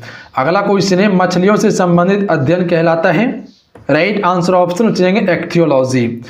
अगला क्वेश्चन है ऑर्निथियोलॉजी में किसका अध्ययन होता है? राइट आंसर ऑप्शन में जाएंगे पक्षी का अध्ययन होता है इसमें। अगला क्वेश्चन है विलुप्त प्राणियों के अध्ययन को कहते हैं? पेलियोओंटोलॉजी कहा जाता है विलुप्त प्रणालियों की अध्ययन को। अगला क्वेश्चन है हिस्टियोलॉजी में किसका अध्ययन करते हैं? राइट आंसर ऑप्शन में हो जाएंगे उत्तक का अध्ययन करते हैं। अगला क्वेश्चन है वंशागति के नियमों के अध्ययन को कहते हैं? तो राइट आंसर ऑप्शन में हो जाएंगे अनुवांशिकी कहते हैं। अगला क्वेश्चन है जनसंख्या का अध्ययन कहलाता है? राइट आंसर ऑप्शन में हो जाएगा डेमोग्राफी कहा जाता है, ध्यान रखिएगा आप सभी। अगला क्वेश्चन देख लीजिए मधुमक्खियों का पालन कहलाता है? तो इसका राइट आंसर ऑप्शन में हो जाएगा एपीकल्चर कहा जाता है। अगला क्वेश्चन है रेशम पालन कहलाता है? तो इसका राइट आंसर ऑप्शन में हो जाएंगे सेरिकल्चर कहा जाता है रेशम पालन को। अगला क्वेश्चन है अंतरंग अंगों का अध्ययन है? तो इसका right answer option number D हो जाएंगे सोप्लेक्नोलॉजी कहा जाता है अंतरंगों का अध्ययन को। अगला क्वेश्चन है दांतों के अध्ययन से संबंधित विज्ञान है? राइट आंसर ऑप्शन में हो जाएंगे ओडोंटोलॉजी है, ए राइट आंसर रहेंगे, ध्यान रखिएगा आप सभी। तो चलिए आज कितना ही, आज की इस क्लास में कुल हम सभी 600 क्वेश्चन कवर कर चुके हैं, जिसमें कि फिजिक्स केमिस्ट्री बायो था। आज के क्लास के सलाह आपको नीचे कमेंट बॉक्स में जरूर बताइएगा। अगर आज की क्लास अच्छा लगा, हेल्पफुल हो तो क्लास को लाइक कीजिएगा और अपने दोस्तों में जरूर शेयर कीजिएगा।